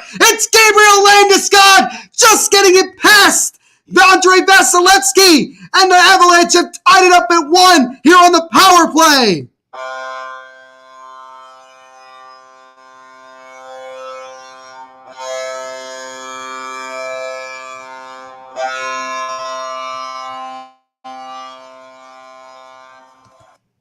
So Gabriel Landeskog with goals in back-to-back games, and the Avalanche get themselves another power play goal. Rantanen fed it in front, and it hit off the back of McKinnon's skate, and I don't know if Landeskog got a piece of this. We'll see. It hit off the skate of Vasilevsky and in, so actually this isn't going to be Landeskog's goal. It's going to be Nate McKinnon getting himself a goal, and he gets in, and with 14:43 to go in the second, we are now all tied up at a goal apiece as Comper comes right back in with a sharp angle try, and that one is stopped by Vasilevsky. So now here come the Lightning the other way. As Kucherov with a shot that gets easily sticked aside by Kemper. Adam says that goal was coming. Yeah, you could see it. You really, really could see it coming. The way that Colorado's come out in the second period, they've looked a lot better. So they've definitely taken advantage. They took advantage of the man advantage and tied it up. As now Nash drops it off, Zach Bogosian. Now it gets blocked in the right corner. Here come the Avalanche again. Bowing to Nichushkin. Nichushkin gets it over. Tries to make one too many passes as he missed Kadri. Here come the Lightning the other way. They have numbers. Hedman up the center of the ice. Hedman with a backhand try. He gets the puck broken up. Penalty coming up here, and it's going to be a hook against the Avalanche. It's going to be Bowen Byram, the young defenseman, number 4, who will go to the box. So with 13:48 to go in this second, now the Lightning with their second chance of the power play, now looking to try to regain the lead. But Nathan McKinnon, just about 2 minutes ago, or about a minute and a half ago, scored on the power play to tie this game up at a goal apiece. Sean says finally McKinnon does something. Adam says it will be 2-2 at the end of the second. We'll see. Patricia says maybe. Adam says McKinnon contribute at last. Yeah, he finally gets himself going here in Game 4 of the Stanley Cup Finals. Patricia says, time for a water break. I haven't had a lot of water today, so yeah, that's a good point, Patricia. I'll give you that. I've had a lot of water today. Sean says, Neil, I'll buy a Devils jersey just for you.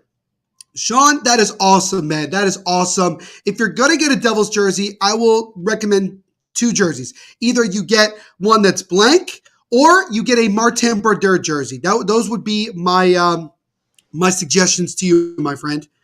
Sean says, not a damn hook. What the hell? No, Sean, you got to be fair, man, because Hedman came in. He had a chance on that backhand. He tried to take the shot, but he got his stick held onto him. Kind of got hooked. Bowen Byram had no choice but to take that penalty there, and that was the right call. But now we'll see if Tampa Bay can take advantage of it. But Nathan McKinnon gets himself a goal here in the Stanley Cup Finals on the power play and ties the game up at 1. But we did talk about this before. We talked about it several times that the Avalanche now have gone 5 straight periods without a goal, 5-on-5. at some point they do have to find a way to get some goals at even strength, because if they don't, it's going to end up being, Tampa Bay is going to really, really take advantage of it. Let's go on Bullet Season. Good to see you again, man. I hope you're doing well. Don't forget to leave a like on the stream as well as subscribe if you haven't already. Tampa's pressuring the Avs so hard. On that last spurt they did, and we'll see if they can do that here on this power play coming up. And wait, is that a penalty shot? No. If he got tripped from behind and fell down, I think it might have been. Bullet Season says this game might go to OT. I could see that. Murray says that goal horn sounds like an electric razor from the 70s. Interesting. Pops is giving a suggestion to you, Sean, to maybe get a Ken Danico number 3 jersey. So there's another suggestion.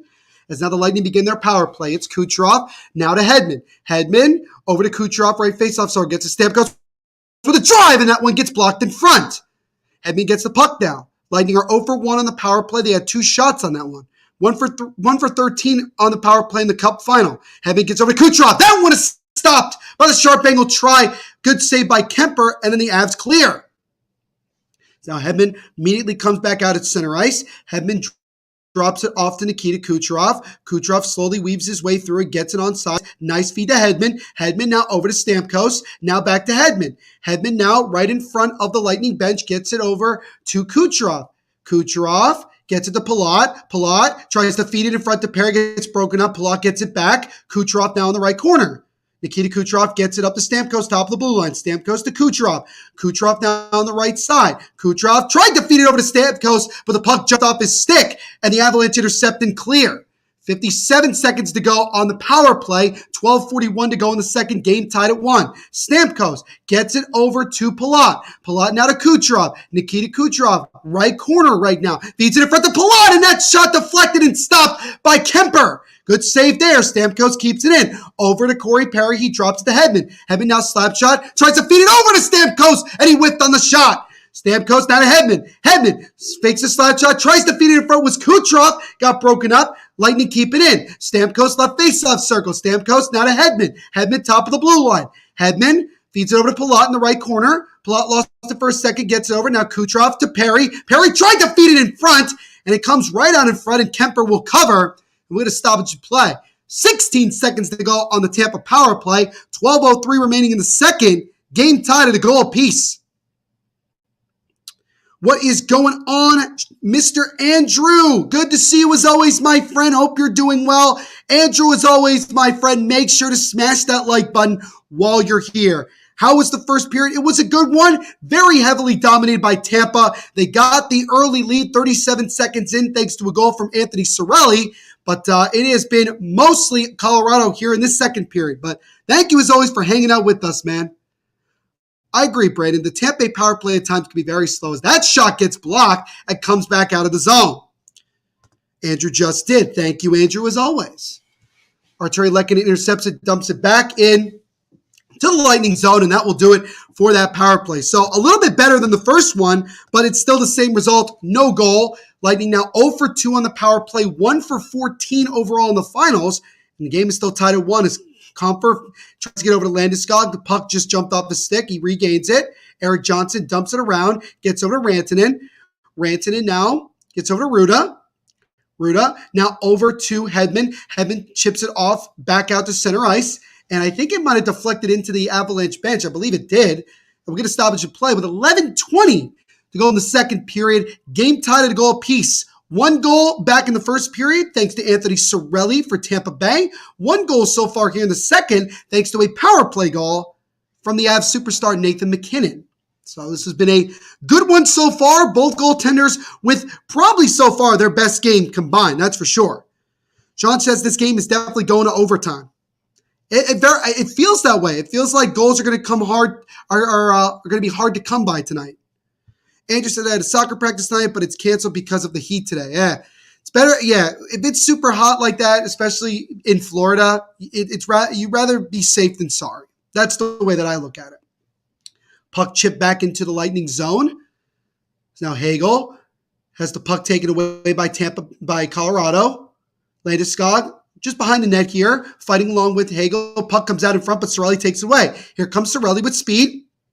High flip over, tries to get it to Killorn. Killorn can't get a step past Bowen Byram, and Byram will take it. Makes a long feed over. Now here come the Lightning. Nathan MacKinnon up the left side. MacKinnon takes a shot, and that's a good left leg pad save by Vasilevsky.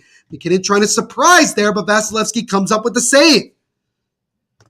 Murray says, I knew MacKinnon would score. It was only a matter of time. Nate MacKinnon, that was his 12th goal of the playoffs. That's the second most in the NHL. He has the only difference in this second period, which tied the game up at 1. Puck is in the left corner now in the Colorado zone. Mikko Rantanen, he also got an assist, which now gives him 8 in the Stanley Cup Finals, which is now tied for the most through 4 games in Cup Final history with the great one, Wayne Gretzky. So there's another fun fact for you guys. Bellemare falls down. No penalty there as Josh Manson tries to get out for Colorado. He does. Here come the Avalanche the other way. Mikko Rantanen slows up and he'll dump it into the zone. Goes into the left corner. Riley Nash tries to backhand it over. Taken away for a moment by Colorado, but regained by Tampa Bay. Bellemare gets over to Pat Maroon. Puck is right at the blue line, right outside the Tampa zone. As now here comes Riley Nash, who will dump it in. Shots were 17-4 in the first period in favor of Tampa. Shots are 8-4 in the second period in favor of Colorado. So it has certainly been the tale of 2 periods so far in this one. 9:35 and ticking to go in this second period. Avalanche trying to get out of the zone. Makar off the boards and back out to center ice, where Ruda will go and play the puck. Gets it over to Victor Hedman. Hedman up the center of the ice, weaves his way through one defender. Victor Hedman with a backhand try, he scores! Oh my goodness! A beautiful backhand goal by Victor Hedman, and the Lightning, with 9:18 to go in the second, have regained the lead. It's 2-1 Tampa Bay.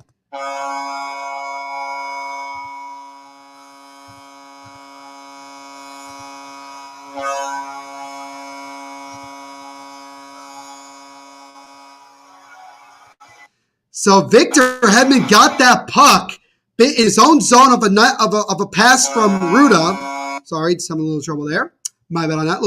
Little bit of miscommunication there. But then Hedman, he weaves through one defender. He goes to his backhand on Johnson, goes backhand, and it goes under the right arm of Kemper. That's kind of a weak goal, to be honest with you. It gets past Kemper, and the Lightning have retaken the lead with Victor Hedman, just his 3rd goal of the playoffs, his 1st of this year's Cup Final.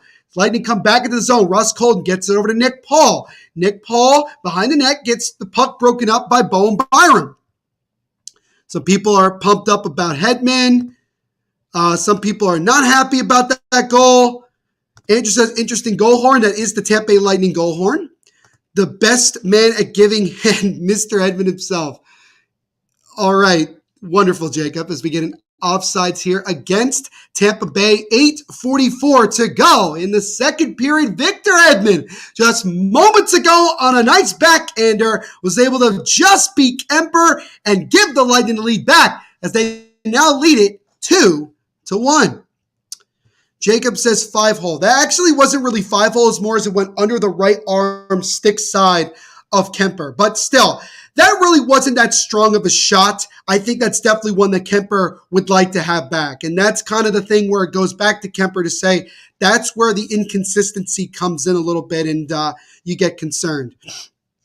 Sean says not 5-hole. Lauren says Kemper is a young Mike Smith. Interesting. Andrew says, how was your weather today? It was good. It was solid. Like, it was a little bit of rain here and there, mostly overcast, but not too hot. It was solid. Adam says, guys, calm down. It still ends 2-2 at the end of the second. I know you're happy. We all want the Avs to choke, and Kemper gets blamed a lot for us fans pile on him constantly. Constantly hammering Kemper. We'll see. Sean says, my weather was in the 90s, not too hot, but still brutal. Jacob says, Neil, you missed my comment about what happened today in New Jersey. I can only imagine what you said about New Jersey, which you talk about New York rapper Little TJ shot in Edgewater shopping center in attempted robbery, and he underwent surgery. I did hear about that, Jacob. That is correct. Let's see here. JT says, who scored? I missed it. It was Victor Hedman on a backhand who scored the game winner. Not the game winner. He scored the go-ahead goal for Tampa Bay Lightning. John Gibson is a better goaltender than Kemper and Mike Smith combined. No one is doubting that, Lauren. No one is doubting that at all. So Tampa Bay gets themselves the goal back and regains the lead here. Shots in total are currently favoring Tampa Bay 23-12. Sean says, Ayo, game winner. Well, I mean, if it ends, Sean, if this game ends 2-1, then I'll technically be correct. But no, it's the go-ahead goal for the Lightning that makes it 2-1. Face off just outside the Colorado zone. Ruda now gets it and dumps it into the Colorado zone. Gets over to the right side. Eric Johnson tries to make a feed over to Nichushkin just out of the reach. Ruda gets over to Palat. Palat, he'll chip it in and allow Stamkos to go get it. Eric Johnson, he'll get there first for Colorado. Johnson gets the puck taken away. It's behind the net right now. Palat just missed that one. And now here comes Colorado the other way. Nice deke there by Landeskog. Landeskog held onto the puck too long there. Now Nichushkin with a shot. Now we get stopped. Get a whistle here. And it looks like it's going to be a slashing penalty against Tampa Bay. So the Avalanche, who are already 1 for 1 in the power play, will get their second crack at it as Stamkos will go to the sin bin. 2 minutes for slashing with 8:12 to go here in the second period, and the Lightning up 2-1. They are both good goaltenders. Yes, both of these goaltenders in these finals are. My coworker is a Devils fan. Very cool. Love it. Love it. I can only imagine how Colorado-born is right now. He's probably stressing, man. He really is. He really, really is. As now the Avalanche begin their power play as Rantanen gets over to Makar. Makar now over to Arturi Lehkonen. Lehkonen gets it over to Landeskog. Now to Rantanen. Rantanen now gets it to Makar. Takes a slap shot, and that one deflects high and wide to the left side.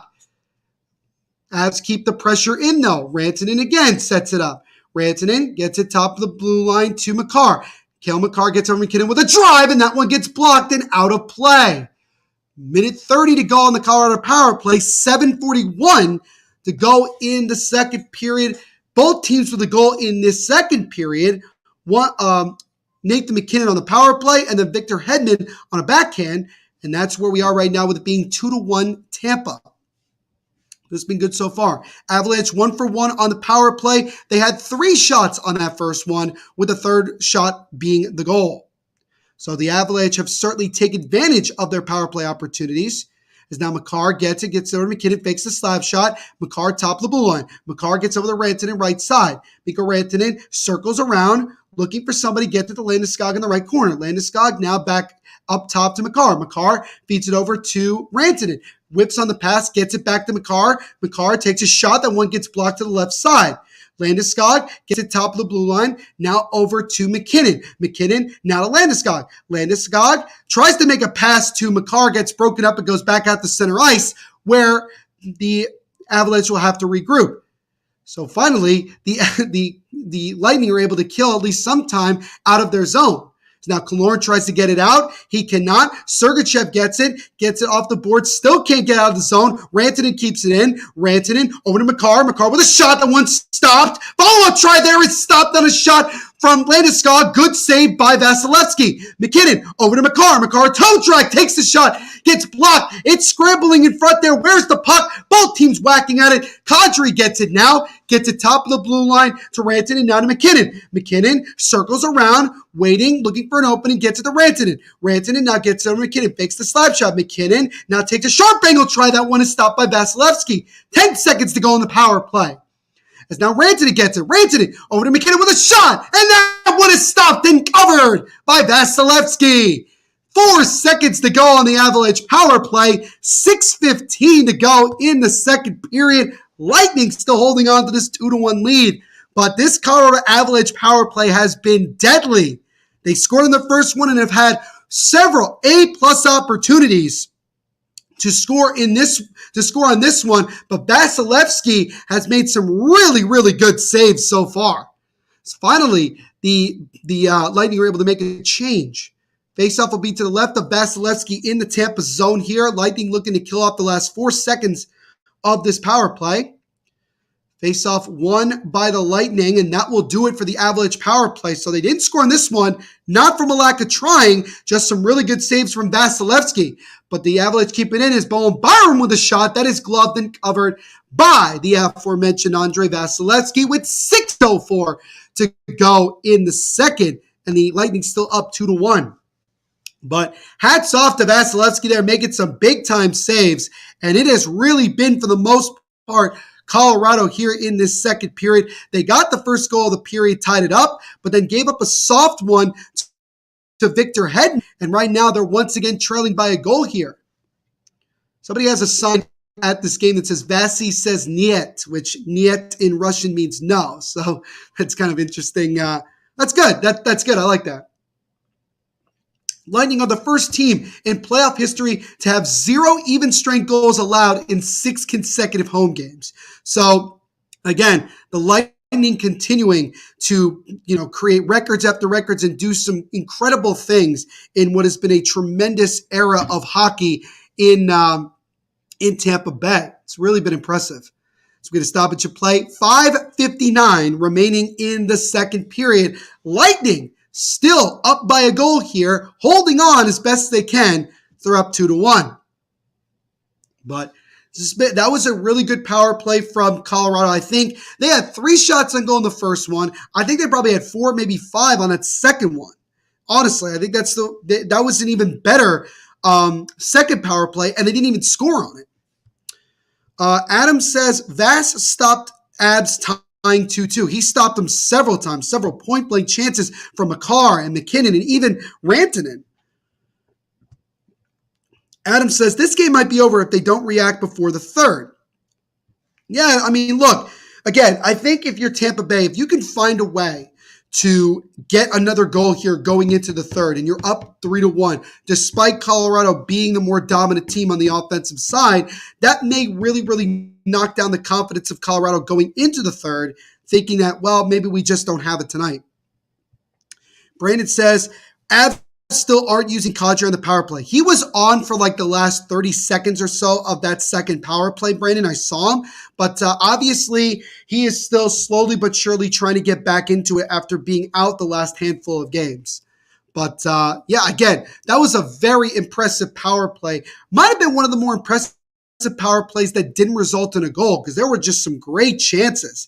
And the Lightning have to do a better job of getting in front of more shots and really just getting the puck out of the zone, because on both of the power plays that Colorado's had, the puck has basically been in the offensive zone the full 2 minutes. So there has to be some corrections there.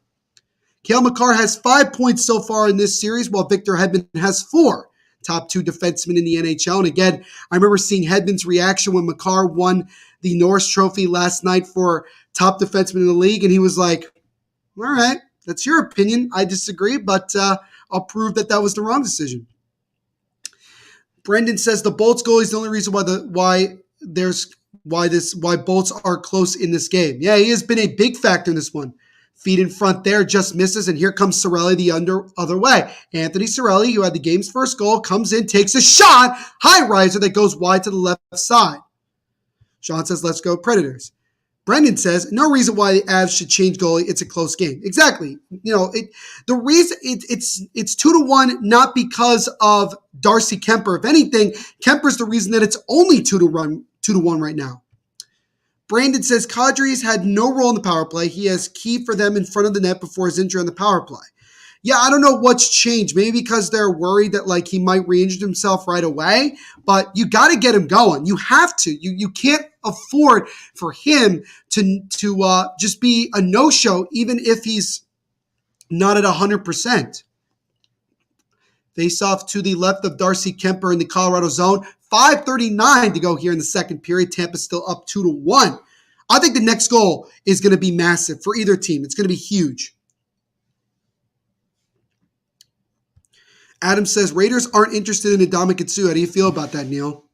Well, if that's the case, then that obviously is sad because Adama Kitsu could certainly help out the Raiders' defensive line, and it would be huge. I know that Sue is interested in both the Raiders and the Vikings, and that's about it. So I think the Raiders should definitely be interested because I don't think that they would have to pay him a whole lot.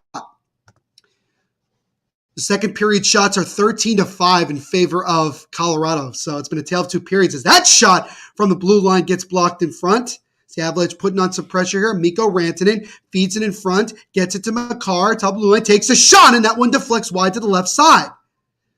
The Avalanche have had a one-time shot there from McKinnon. It's stopped by Vasilevsky, and the Lightning are able to clear it out. Brandon Hagel now trying to get into a foot race with Cale Makar, and Makar gets to the puck. That's Eric Johnson who gets there first. But you look at the time of possession in the offensive zone, the Avalanche have had a full 2 more minutes in the offensive zone time overall in this game than Tampa Bay. So as this game has progressed, Colorado's gotten better and better. But unfortunately right now, they're still trailing by a goal. As Kucherov gets it over Stamkos. And here comes Palat up the right side. Palat stops, feeds it over to Hedman. Hedman, backhand try. That one is stopped by Kemper. Tries to feed it up, but tries to feed it off the back of Kemper, but he makes the save. So Hedman trying to get a sneaky one, but Kemper makes the save on that one. 4:28 to go in the second period. Hedman looking for a second there. It's impressive Bolts killed off the power play. They were very lucky to in many ways. Hats off to Vasilevsky. Blues made it easy, though. Yeah, that's fair. Brandon says Tampa Bay should change the personnel and power play completely. If Tampa Bay's power play was even average, they'd be fine. Yeah, it's crazy how they're such a tremendously talented offensive team, but their power play is just not that good. If the Packers had a touchdown horn, which NFL team's goal horn would work? I have no idea, Lauren. Danelle says, who scored the Lightning's second goal and Avalanche first goal, Neil? Nathan McKinnon tied the game up on the power play, which made it 1-1, and then moments later, Victor Hedman scored for Tampa Bay to give them the 2-1 lead. Nathan McKinnon scored for Colorado, excuse me. Adam says Lightning. I guess he's talking to Lauren. Shots are 24-18 overall in favor of the Lightning here as Zach Bogosian comes in. Zach Bogosian, the only Armenian player in the National Hockey League. There's a fun fact for all of you guys. As here comes Nazem Kadri. Kadri now stops, gives it over to Josh Manson. Manson lost the puck, dumps it behind the net. Now Lehkonen has a chance. Backhand try gets blocked in front. Avalanche keeping the puck in the zone. As there comes Nichushkin. Nichushkin with a wrist shot through traffic. He gets blocked. Avalanche continue to put on some pressure. Puck bounces up in the air. Both teams whacking at it. Now Victor Hedman gets it, and Hedman is able to clear it out. He's able to avoid an icing as well. Adam says Tampa always finds a way. It's very, very true. Very, very true. Danelle says, thanks, Neil. No worries, Danelle. No worries. Make sure to leave a like on the stream if you haven't already, man. As now here comes Newhook, gets the puck, loses the puck, and now the Lightning look to come the other way. Pierre-Edouard Bellemare up the left boards. He actually whacked Manson, feeds it in front to Maroon, and he whiffed on the shot. Pat Maroon looking for goals in back-to-back games. Couldn't get enough of the puck on his stick there. So we got 3 minutes to go in this second period. Lightning still holding on to this 2-1 lead. We'll see if either team can get a late goal here to get themselves some momentum going into the locker room. So now Makar tries to backhand it out. He cannot. So now Maroon gets over to Riley Nash. Nash now behind the net. Nash now circles it, drops it off for Sergachev. Sergachev takes a short angle try, and that one hits the side of the net. Sergachev, now to Ruda, now back to Sergachev. Mikhail Sergachev gives it over to Nash, and the puck just jumped over his stick. Riley Nash now over to Pat Maroon. Maroon backhands it around to the other side. Ruda gets there first, gets it behind the net again to Maroon. Pat Maroon now gets it over to Nash. Back to Maroon. Back to Nash again on the right side. Nash the right face-off circle. Now to Ruda. Now to Maroon. Tired legs right now for Colorado. They need a change right now. This is playing like it's a power play when it's not. As now Newhook trying to get it out of the zone. Loses the puck. Now Josh Manson tries to get over. He fights with Alex Killorn. And the Lightning... the Avalanche finally able to get it out, but they can't fully make a change. As now Killorn goes back into the zone for Tampa with 1:50 to go in the second period. Tampa putting on some good pressure here. Brandon Hagel behind the net.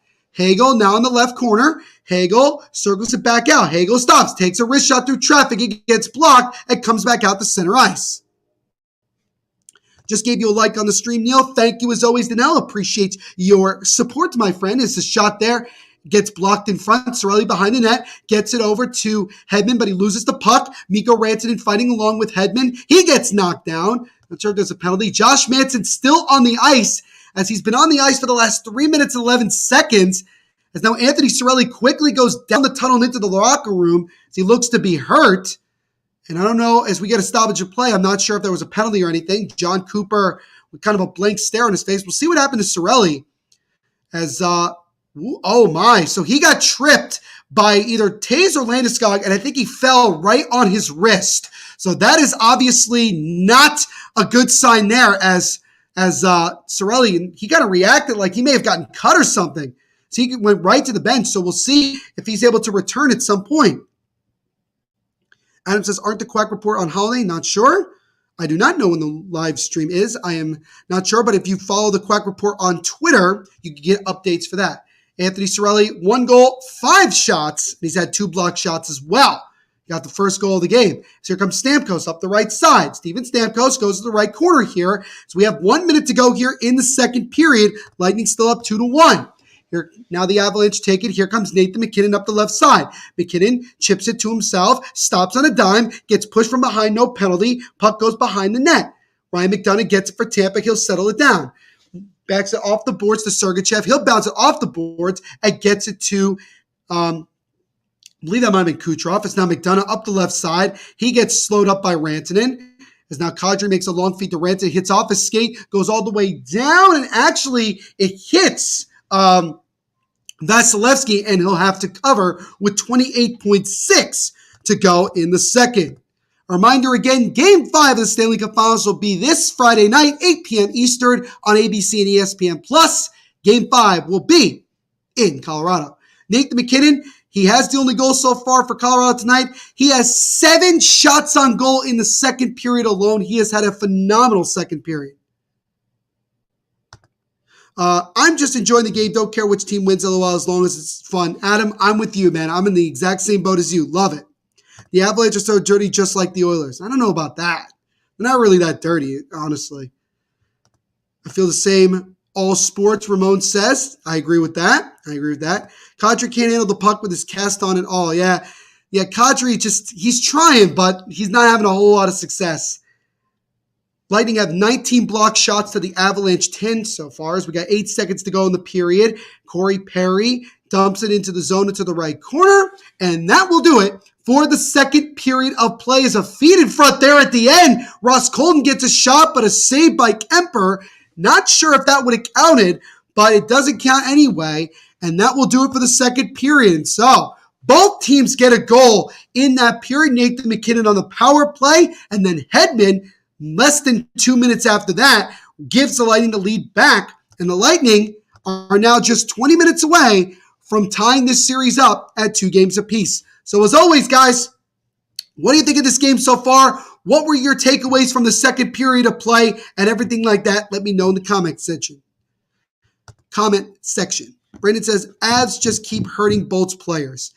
We'll see what happens with Anthony Cirelli. That definitely looked a little bit concerned. I think it should have been a penalty, but maybe the ref didn't see it, which is kind of ridiculous. Nell says, is number 86 playing for the Lightning even though he got hurt last game in Game 3? Yes, now Nikita Kucherov is indeed in the lineup tonight for Tampa Bay. He's been relatively active, hasn't got on the board yet, but still got a whole 20 minutes to go. Neil, I'm also sorry for what I said as well. I don't even know what you said, Andrew, but no worries, man. You're fine. Manson is a thug. Is he, though?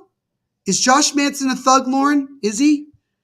Brandon says Tampa Bay just doesn't lose low-scoring games. No, they have definitely found different ways to win games, especially low-scoring. They seem to have a lot of success with it. Why does the NHL need to suspend Manson? He hasn't done anything. Sean says he's going to go to bed. See ya. All right, Sean, you sleep well, my friend, and thank you so much for hanging out with us. Make sure to leave a like on the stream before you go. And as always, we will see you in the next live watch-along. Take care, my friend, and be safe. And before we continue on here in this one and get into the second intermission report, we're going to step aside for a moment to get into the word from our sponsors.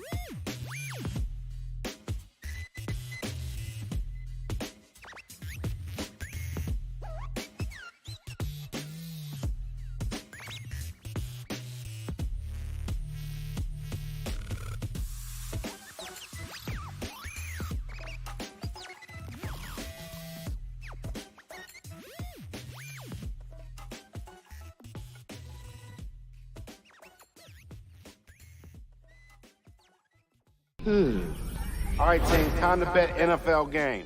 Confidence. I'm feeling a parlay with more legs than a spider. So 9 legs? Roll the dice, baby. Indecision? We picked one home favorite. I abstain. You can't abstain. Boring. 6-leg parlay, 2 home dogs, all hitting the over. Boom!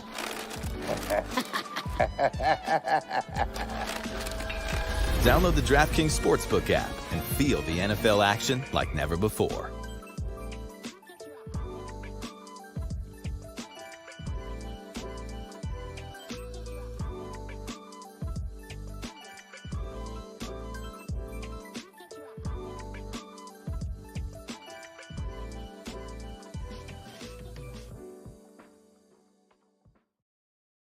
So welcome everybody here to the second intermission report here of Game 4 of the Stanley Cup Finals. And after 40 minutes of play, both teams got themselves a goal in that period, but the deficit is still the same for Colorado as the Lightning up a goal with 20 minutes to go in this one. And I will say right off the bat that was a period that was mostly dominated by Colorado. They came out flying. It has really been a tale of 2 periods. Tampa dominated the first, only got a goal to show for it, but we're up 1-0.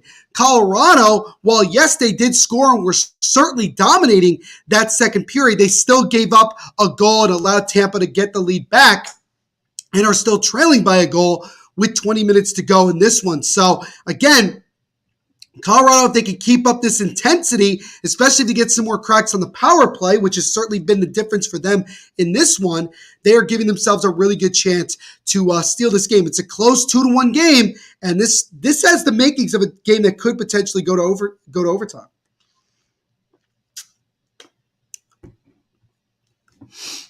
Let's see here. We got some comments. Let's see here. Just trying to keep up with all the comments today. What's going on, Mason? Thank you so much for saying hi. We do appreciate it. Make sure to smash the like button while you're here. What's going on, Boss Man? He says, good morning, Mr. Neal. Good morning, sir. Thank you so much for saying good morning and hanging out with us. We do appreciate it. Make sure both you and Mason hit the like button as well as subscribe if you like what you see. Mason is back. Says, hi, Neal. What's going on, man? What is going on? Thank you so much again for hanging out with us as you've done numerous times. We very much appreciate your support 1000%. But yeah, looking at that period was definitely a one that Colorado can look at and say, yeah, you know, we definitely were the better team. It's just unfortunate that we gave up that goal right after we tied it on a nice backhand, just a great individual play from Victor Hedman, who I think is he has a lot to play for, trying to prove to the voters that they made a mistake in picking Cale Makar to win the Norris Trophy. I'm not saying it was a mistake, but I think Hedman is trying to prove to a lot of people that it was a mistake. Lauren says the Angels game is delayed. She's glad because this lifeless team doesn't deserve to play tonight. Yeah, Angels continuing to struggle. Mason says, already liked when I logged on. Thank you as always, Mason. Appreciate it. You know SparkDog33 who logs onto Dylan's streams at THP, and that's my other channel. Oh, cool. All right, cool, Mason. Thank you so much as always, man, regardless for supporting, man. Really do appreciate it. And he says, I want to see Elvis Presley, a remake. That should be a good one. That comes out this Friday. So there you go. Richie says, Neal, you still want Slavkovsky at 2 if the Devils don't trade? Absolutely, Richie. I'm glad you actually brought this up because this is something that I'm actually talking about currently on my podcast, Devil's State of Mind podcast, which you guys should go check out. New episodes every Monday and Thursday, so we'll have a new one coming out tomorrow. Just search Devil's State of Mind wherever you listen to podcasts, and you could check it out. And if you guys could give me a 5-star rating on Apple or Spotify, that would be greatly, greatly appreciated. But yeah, Richie, I think that if there is no superstar deal in place for the second overall pick, Yurov Slavkovsky is 1,000% the pick at number 2. I am fully convinced that Shane Wright, regardless of the rumors, is going to go number 1 overall to Montreal. And Slavkovsky, 6'4", 200 plus pounds, fills a need for us with goal scoring, a guy who has a lot of experience already at such a young age of 18. He's a guy that could be tremendous in in our system and really, really help us long term. So I'm very, very much excited for that. And I think that if he's there at number 2, the Devils should 100% take him. Let's see. Neil, if the Packers had a touchdown goal horn, which NHL team goal horn would fit? I would say probably the it's a tough question. Tough question. I'm going to go with I'll go with Tampa Bay on that one. That's the answer to that question. I would go with Tampa Bay. But that would probably be my answer. But also, shout out to everybody who also gave me score predictions at the end of before this game got underway. We've had 15 people give us score predictions, which is absolutely phenomenal. So as always, guys, I thank you guys so much for interacting with me and just hanging out. This has been super, super fun as I always do these live watch-alongs, and it's been great. Mason, with the age-old question, Cristiano Ronaldo or CR7 or Lionel Messi? This is always a tough question because while they are very similar, they're also very much they're very different. And I've changed my answer left and right. It's always been a tough thing for me when I look at both players. But in my opinion, I feel like I can somewhat say expert opinion because I do watch football quite a lot. I will probably say, out of those two guys, probably Lionel Messi because of just what he's been able to accomplish in his career. I know it's a team sport, but what he's been able to do and the impact that he's made has been absolutely, absolutely phenomenal. Adam claims that I met Lionel Messi in Buenos Aires airport before he even played for Barcelona. Wish that was true. Richie, I'm with you, man. Mo Salah, the Egyptian king, Liverpool baby. He's definitely a boss, man. And I'm a Liverpool fan myself in the English Premier League. So I could agree with that, Richie, 100%. Messi for Andrew. Adam says Messi poses for photos. CR7 didn't. Mason likes Ronaldo, and I think that makes a lot of sense considering also his profile picture. So we got that. He broke a kid's phone. I'm not having CR7.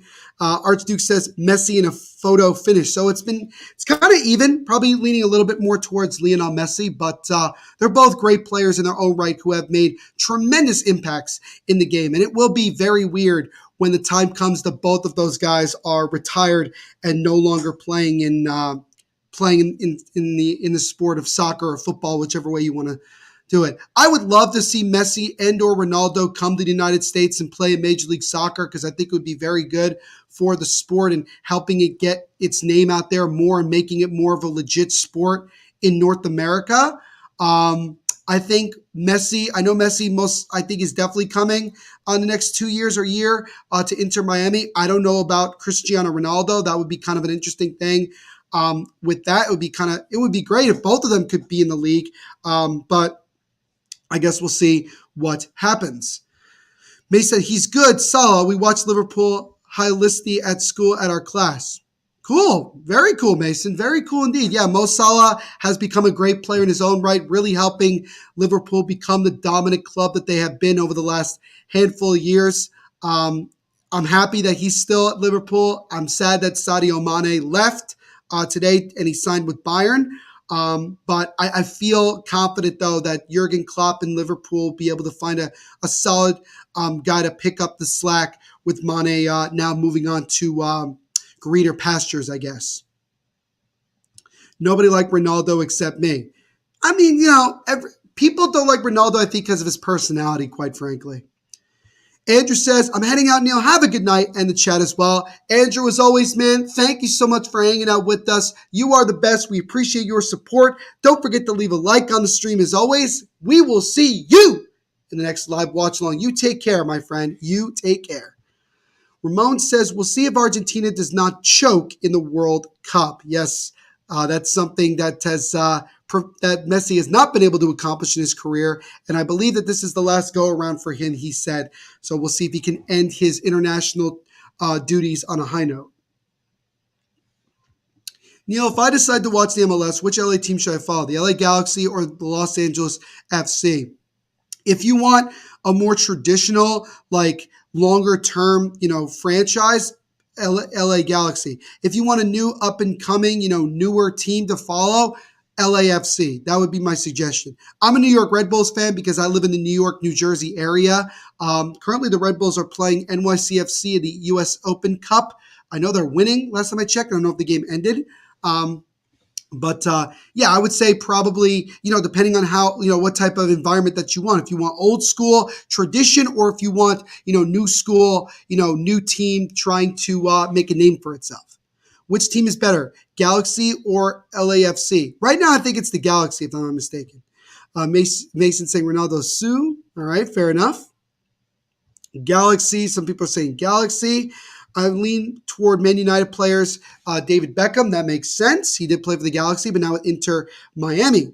Lauren says, I'm about to leave for the Quack Report. See you later, guys. Lauren, thank you so much, as always, for hanging out with us. Don't forget to leave a like on the stream before you go. And as always, we will see you in the next live watch along. Continue to be the great person that you are, Lauren. And as always, we thank you for your support. So, we are just a few minutes away from the start of the third period. What's up, Jeff? Oh, sorry. No, you're fine. You're fine. Again. You want the spotlight all to yourself? Is that what's going on? But, we have 20 minutes of play. And before this period gets underway, guys, let me know what you think is going to happen. Do the Lightning hold on and even up the series at 2 games apiece? Or do the Avalanche come back, win this game, and go back home to Colorado, one win away from winning the Stanley Cup? PRW Fresh is back in the chat. What's going on, PWR? Thank you again for hanging out with us. Again, don't forget to leave a like on the stream while you're here. You guys are continuing to talk here, but let me know what you guys think is going to happen going into these final 20 minutes of play. But before those final 20 minutes get underway, we'll step aside once again to get another word from our sponsors.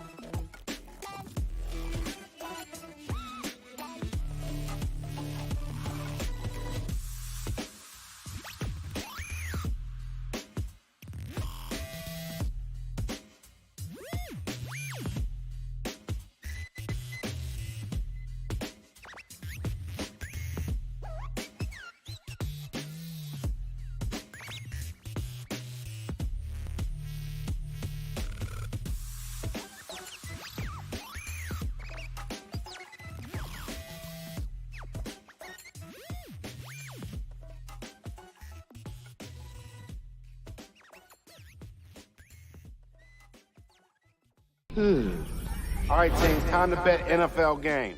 Confidence. I'm feeling a parlay with more legs than a spider. So 9 legs? Roll the dice, baby. Indecision? We picked one home favorite. I abstain. You can't abstain. Boring! 6-leg parlay, 2 home dogs, all hitting the over. Boom!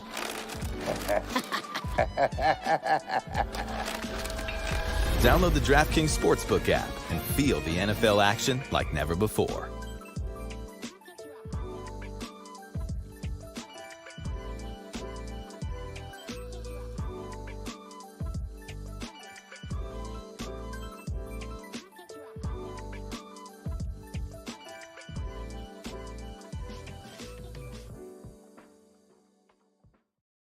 So here we go, guys, as we are just about ready to get underway here in this third period, Game 4, the Stanley Cup Finals. Lightning, the home team, up 2-1 going into this third.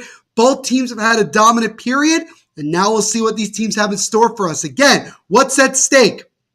Avalanche win, go up 3-1 with a chance to end the series on home ice in Game 5. Lightning win, series is tied at 2 games apiece and forces a Game 6 back in Tampa with a chance to maybe, if they're lucky, steal Game 5 at home on the road and then try to win the Cup on home ice in Game 6. And also, guys, once again, another big shout out and thank you to our sponsors over at DraftKings Sportsbook for sponsoring this live watch along and everything we do here at the Hockey Podcast Network. Don't forget to go to sign up for DraftKings right now. Use our promo code THPN and tell them that your boy Neil Villapiano sent you. So this is going to be fun, guys. This is going to be super, super fun. And I'm looking forward to it. And as always, guys, I'm excited. I hope you guys are excited as well. This is going to be one hell of a third period. Stanley Cup Final time with lead. Games 1 and 2, Tampa did not have a lead at all. In games 3 and 4 combined, they've had the lead for 79 minutes and 5 seconds. As now the puck has been dropped and the third period here of Game 4 of the Stanley Cup Finals is underway. So we'll see what happens here. And as I mentioned before, as right now the live puck line or money line is minus 350 to Tampa Bay and plus 270 to Colorado. Those are the up-to-the-minute odds if you want to put some money down for this. Nathan MacKinnon had a goal and 7 shots in that second period. Makar had an assist on that goal. My pops are saying Tampa goes to Colorado 2-2. That's what he feels like. All right. I like it.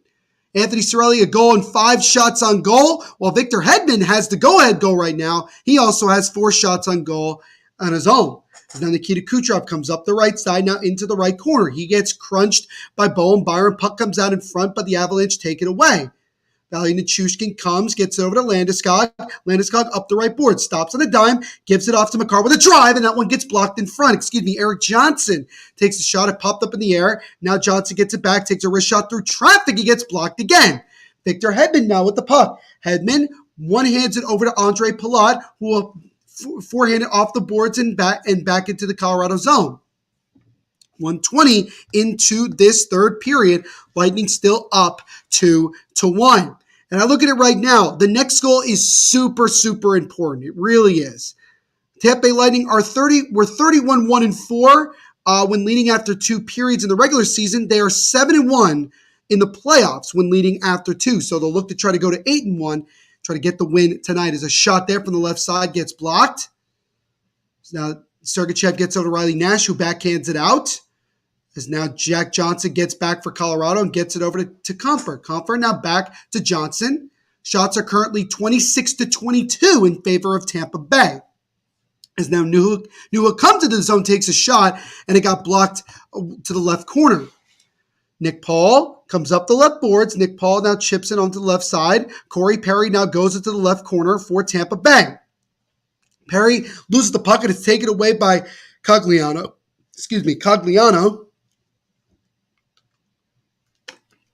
Always got to get some water in every now and then, you know what I mean? Sorry about that, guys. Anyway, Cogliano comes into the left corner now. He gets crunched by Ruda. Ruda now fighting with Darren Helm. Darren Helm now wraps around top of the boards to Devon Tays. Tays now to Helm. Helm gets over to the left side to Bowen Byram. Byram takes a wrist shot through traffic. It gets deflected behind the net. Colorado keeps it in. Bowen Byram now over to Tays. Tays takes a wrist shot that wants to redirected, and they score! That somehow found its way through. I'm not sure how, but nonetheless, it finds the back of the net, and the Avalanche, just 2:53 into this third period, have tied this game up again. We are now tied at 2 goals apiece.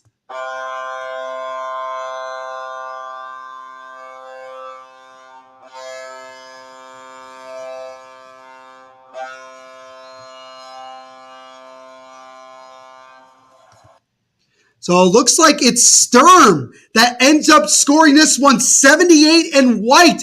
He actually took the first shot, it got blocked. He took a second shot that hit off the back of somebody. We'll see it again here. Maybe Cogliano gets a piece of it, but it's either Sturm or Cogliano. Either way, it is a good goal for the Avalanche, and this one is tied. And ladies and gentlemen, that is also the first even-strength goal allowed at home since the first round for the Tampa Bay Lightning. The redirected shot just goes wide of Kemper. So we are now even once again here It's either Sturm or Cogliano get the goal. We'll see what happens here. Adam says he called it. Did I say it? But I expected it before the end of the second. You were almost fully correct, but we'll still give you some credit. Avalanche have 8 total comeback wins this postseason. 3 of them have been in the third period, both most in the NHL. So the comeback Avs strike again here, and now we'll see if they could go and get the next one. Pop says, that goal sounds like a vibrator. Of all the things to say there, why would you say that? Why would you put that out there? As that shot by Landeskog, he actually kicked it, but it goes right to Vasilevsky and he'll cover. That is one of the strangest comparisons I've ever heard, but all right, Pop. Adam says, now just need 4-3 to be right. Well, we'll need a couple more goals if you're going to be right. We shall see. But kind of a fluke goal, but a goal nonetheless.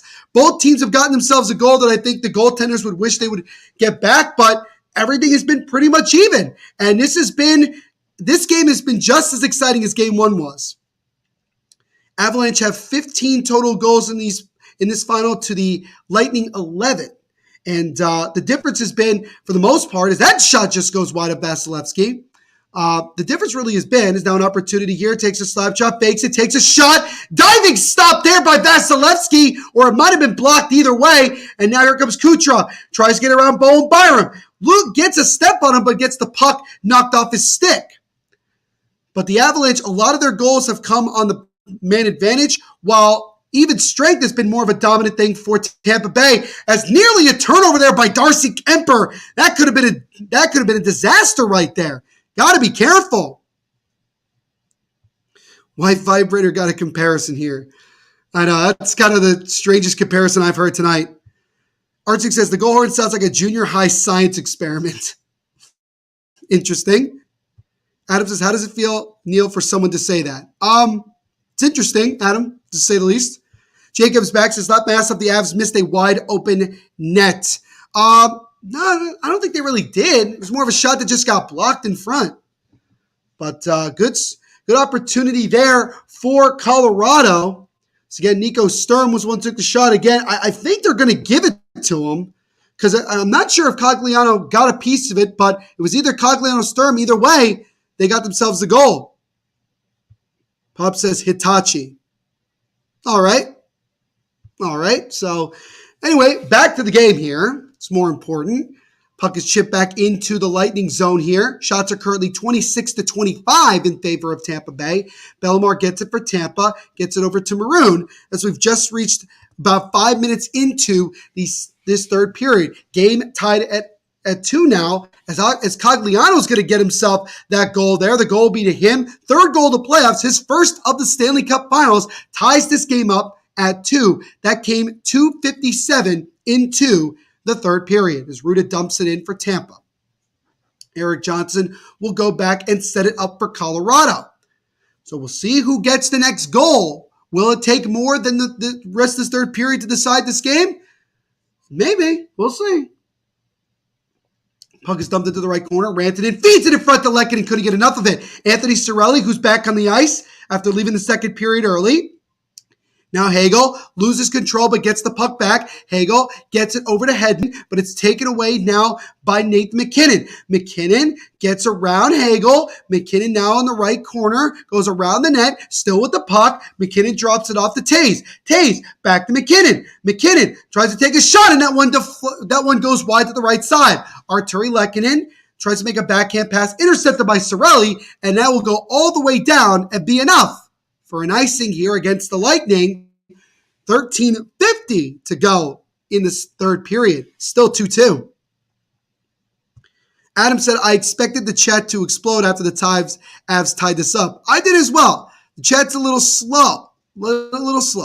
Adam says there were a lot of deflated Avs fans after the first. Yeah, I think some of them may have actually left the chat, Adam, if I'm not mistaken. So that could be a reason why. But continue to interact with the guys, because you guys are the main reason that we do these things. Is that shot in front gets blocked.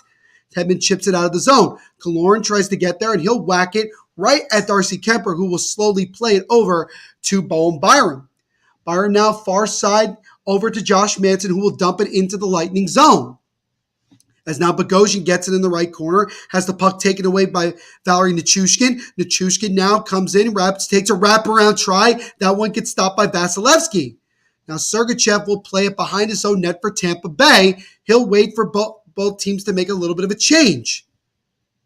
Sergachev, still waiting, makes a long feed up the center of the ice, deflects off of Kucherov. Stamkos had it for a moment, but is taken away by Devon Toews, who will chip it over to the right side to Bowen Byram. And then the Lightning go back to retrieve the puck in their own zone. We've just reached just over 7 minutes into this third period on Andrew Cogliano with the only goal of this third. Came earlier in the period, tied this game up at 2. Cale Makar comes up the left side, may have a step as he loses the puck now. He regains it in the left corner, backhands it over to O'Connor. Puck comes out in front, but Bellemare gets it to Riley Nash. Nash gets it over to Victor Hedman. Hedman, backhand tries to deflect it off of Kemper, but he's able to make the save and cover. As we get a stoppage in play, 12:24 remaining in the third period. Andrew Cogliano, 2:57 into this period, ties the game up, and we're all even at 2 goals apiece here in Game 4 of the Stanley Cup Finals. Archduke says, Colorado fans might be a mile high besides losing or tied now. Well done, Archduke. Well done indeed. And we're going to step aside for a quick moment to get another quick word from our sponsors.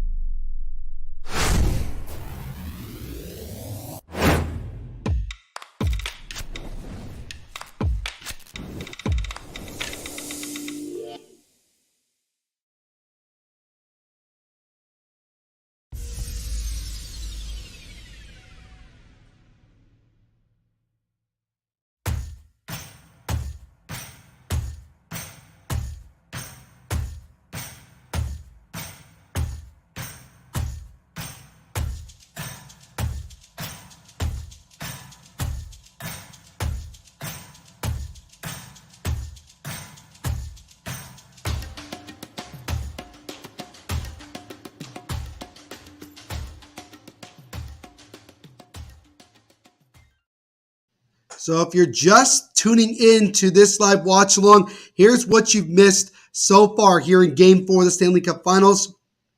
Anthony Cirelli scored early in this game, just 37 seconds into it, to give the Lightning the 1-0 lead. That's where it was after 1 period of play.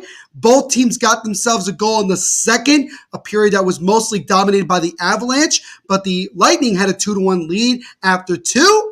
And then just 2:57 into this third period, Andrew Cogliano, who got a piece of a shot that was taken by Sturm, found its way to the back of the net and tied this game up at 2. And that's where we are here, just about a little over 7 minutes into the third period. So again, if the Lightning win, the series is tied at 2 games apiece. Avalanche win, they go back home for Game 5 with a chance to win the Stanley Cup on home ice and also knock off the 2-time defending Stanley Cup champions. Face-off won by the Lightning. Kucherov tried to get it to Hedman, but it's taken away by the Avalanche. Here they come up the left side. Cogliano takes a shot, and that one goes right into the stomach of Vasilevsky, and he'll cover it. 12:15 to go in the third period. But this definitely feels like a game that's going to have to go more than 3 periods. Like, you can feel it. You can feel like at this point, both teams are going to have some chances. Goaltending has been strong. This has been probably the strongest that the goaltending combined has been in any of the 4 games so far. And this is one of those games that lives up to the hype that this series had going into it. If you remember, like just last week, Game 1 went to overtime. You know, with the Avalanche winning, as McKinnon takes a shot that gets blocked and out of play. Third period shots are 6-2 in favor of Colorado. So really, if you really want to look at it as a whole, since the start of the second period, the Avalanche have been the better team. The Lightning have kind of just held on and had Vasilevsky make some great saves. But the Lightning have had some good chances too. So it's not fully that they haven't been trying. My good buddy Scott Marty's Legal Hockey Stick Podcast. It'll be very interesting to see how much Palat gets in the offseason and if there's anything Tampa can possibly do to keep him. I'm sure that Palat will get a lot of really, really good big money offers in the offseason, especially if maybe Tampa goes and wins the Cup again. But if Palat wants to take a very cheap deal to stay on this team and try to keep winning more Stanley Cups, then they'll certainly get a deal done. That'll definitely be he'll be a very intriguing free agent once we get to that point in a couple of weeks. Now Cirelli one-hands it off the boards, and Hagel gets knocked by Makar. Now Killorn with it. Killorn with a shot that gets blocked and out of play. So we get another stoppage of play, 11:38 to go in the third period. Game still tied at 2. This has continued to be a really, really good game 4 here. And we know how intense it is right now. We know where we are right now in this game. We both of these teams know how important getting this win is. Obviously, every game in the Cup Final is important, but this one is super important. Adam says, Neil, should I get money on OT? Sure. And if you do, go to DraftKings and use our promo code THPN while you're at it, Adam. As a high-rising shot actually rang off the top post off the face-off there for Tampa Bay. As the Lightning were inches away there, I think that was Palat that took that shot, but they were inches away from regaining the lead. As now Nichushkin in the right corner leaves out to Johnson, takes a shot, and that one is blocked by Stamkos, who is slow to get up. Steven Stamkos blocking that one, and he's able to get up under his own power there. Now Kucherov and Bowen Byram with some words after the whistle blew there. As that one actually hit on the top of the right foot of Stamkos, and he went down almost immediately. It was Nikita Kucherov who rang off the top post. So Kucherov just moments ago nearly giving the Lightning the lead back again. 11:17 to go in this third period. Stamkos, 15 minutes, 42 seconds of ice time. He has 3 hits, 4 blocked shots. So having much more of a defensive game than an offensive game, but you know that he is always a threat to score at any moment. He had a big game 3, and they're certainly going to look to him to be one of the guys to really step up here late in this third period. Tampa Bay has also won each of their last 8 playoff games at home, looking to make it 9 if they could get the win tonight.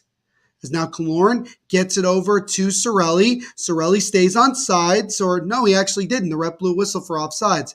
Good to see Anthony Cirelli back on the ice. He fell down late in the second period and was immediately holding his right arm like maybe he got cut or something on the outside.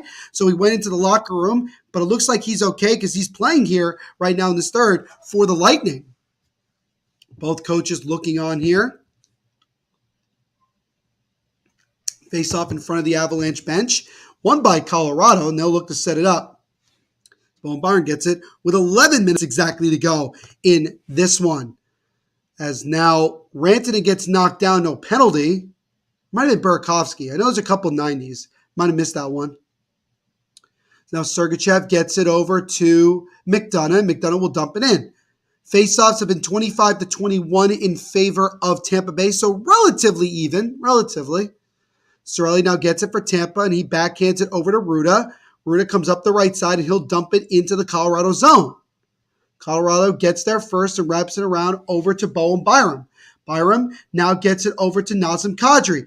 Kadri comes up the left side. Kadri with a shot, and that one is stopped by Vasilevsky. Kadri gets it right back. Gets it over to Devon Tays. He takes a wrist shot through traffic, and that one goes wide to the left side. Kadri regains it again for Colorado. He backhands it, taken away by Palat, and he'll chip it. Well, he tried to chip it out of the zone. He could not. And then Kadri, as he fell down, tried to take a shot. Here come the Lightning the other way. Palat tries to get around one defender, but it's taken away by Arturi Lehkonen. Lehkonen now over to Makar. Makar gets pushed off the puck, but he regains it right away. Gets it over, taken away by Tampa. Palat now Palat missed the pass to Victor Hedman, and now Bogosian gets it back and dumps it right at Darcy Kemper. What's going on, Matis Belansky? Thank you so much for leaving a comment, my friend. We do appreciate it. Make sure to hit the like button while you're here, as well as subscribe. Where can I watch the game? You can watch on ABC or at ESPN Plus, also on NHL 66 if you're looking for a stream as well. And you could certainly hang out with us as well, So I will do my best to give you play-by-play as this game progresses, my friend. So hopefully that helped you. 9:11 to go here in the third. Here come the Lightning. Ross Colton into the offensive zone. He'll dump it in. Nick Paul gets the puck knocked off him from Jack Johnson. And now the Avalanche control. Here comes JT Compher up the left side. Compher now dumps it in. Adam says on the THPN network, Mattis brother. Abso-freaking-lutely. As now Corey Perry comes in, takes a slap shot, and that one is stopped by the stick and glove of Darcy Kemper there. High riser there from Corey Perry. Mattis says, thanks. No worries, man. Don't forget to leave a like on the stream as well. It's Darren Helm fighting with Ruda now. Both guys go into the boards, look to be okay. Edward Bellemare now takes it for Tampa. Bellemare up the left side. Bellemare dumps it off to McDonough, takes a shot, and that is gloved down by Kemper. And then Pat Maroon and Josh Manson with some pushing and shoving after the whistle there. Nonetheless, another good save from Darcy Kemper. We get a stoppage of play. 8:24 to go in the third. Game still tied at 2 here in Game 4 of the Stanley Cup Finals. Isn't it on ESPN? It's on from TV perspective, Adam. It's on ABC. But if you want to watch it like via stream, you can either go to ESPN's main website and then just click on the Watch ESPN part of it, and you can watch it there, or it's on ESPN Plus. Yeah, there's loads of places for streaming. Yeah, absolutely. There's a lot of places that you could watch this game, no doubt. But while we have a quick break in the action, we will step aside for another quick moment to get into the word from our lovely sponsors.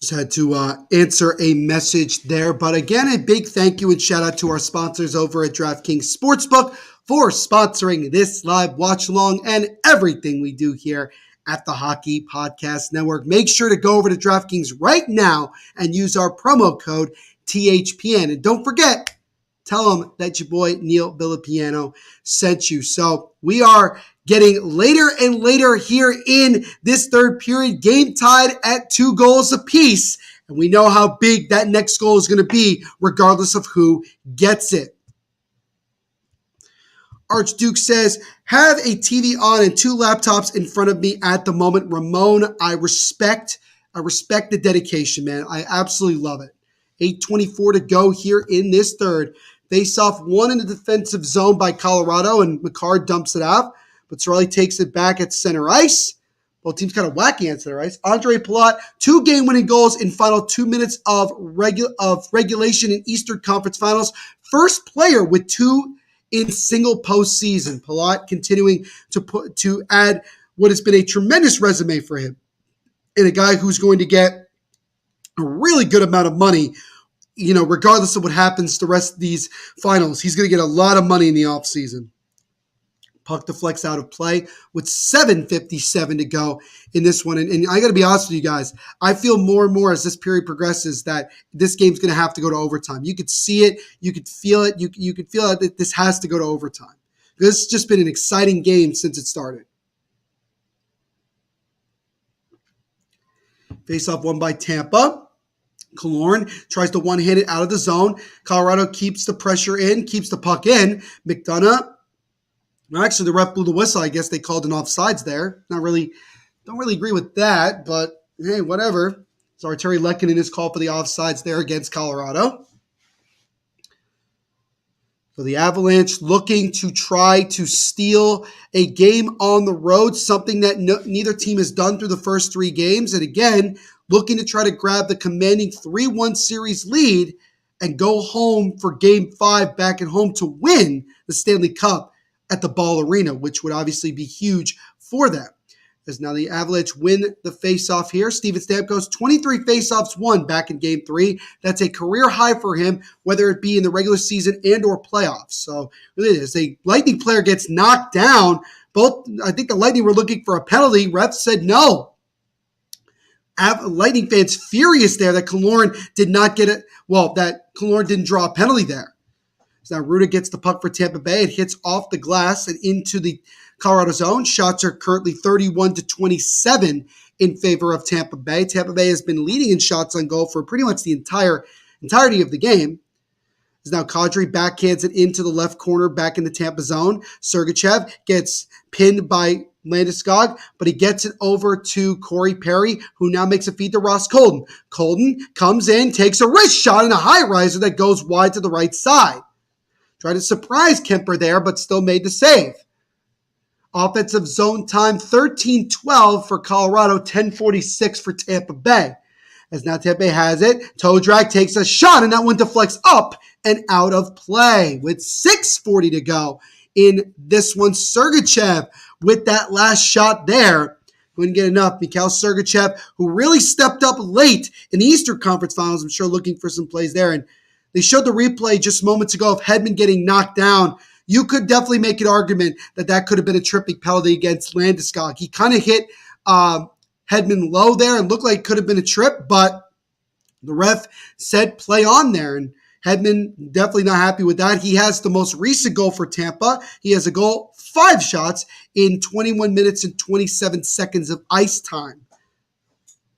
Face off to the right of Darcy Kemper in the Colorado zone with 6:40 to go in the third. Face off won by Tampa. McDonough gets it a slap shot, and that one is stopped by the shoulder of Kemper. And now the Avalanche dump it out of the zone. Sergachev gets the puck again and dumps it right back into the Colorado zone. Charlie tries to get there. Comper loses his feet. Killorn now with it. Alex Killorn tries to feed it in front of Cirelli, gets broken up. Colorado looks to come the other way, and they do. Nathan McKinnon at center ice. He'll dump it into the right corner in Tampa zone. McDonough, he'll forecheck it over to Killorn, now over to Brandon Hagel, and he just backhands it in. As it looks like Tampa's making a quick change. And here comes Nathan McKinnon with a lot of open ice in front of him. McKinnon drops it off to Taves. Now to Nichushkin with a drive that deflects wide to the right side. Avalanche keep it in. Manson now behind the net. Vasilevsky plays it. Now gets taken away by Landeskog. Goes behind the net again. Ruda pins Nichushkin and then goes and gets the puck. Avalanche trying to put some pressure on here, but the Lightning take it away. Pat Maroon. Maroon gets it over to Hedman. Gets to Riley Nash. Nash now gets a step. He's behind the net. Tries to feed it in front. Bellemare gets the puck. Gets it top of the blue line. Ruda with a shot. That one gets blocked by a skate of Manson. Lightning trying to keep the puck in. Bellemare just is offsides, and the ref blows the whistle with 5:25 to go here in the third. And the game is still tied at 2 goals apiece as tensions continue to mount here for both sides, knowing the importance of the next goal here that could determine whether this series goes 3-1 or 2-2. Ramon says, agree. Looks like OT. This postseason, most OTs have not gone more than 5 minutes. Yeah, we haven't had a lot of overtimes, except like the one that sticks out to me the most was the first live watch along I did of these playoffs, which was Game 1, first round. Rangers, Penguins went to 3 overtimes before Evgeny Malkin scored to give the Penguins the 1-0 series lead. Most of the other overtimes have finished, pretty early into overtime in the first overtime. Like they really haven't gone like very, very long. And you know that there's always a possibility that it could happen, but the chances of it are usually pretty slim, and they usually end in the first overtime. But who knows? We might be in for a very, very long night tonight. So it's only about just waiting and seeing. But while we have a quick commercial break, we're going to take a quick commercial break and be right back.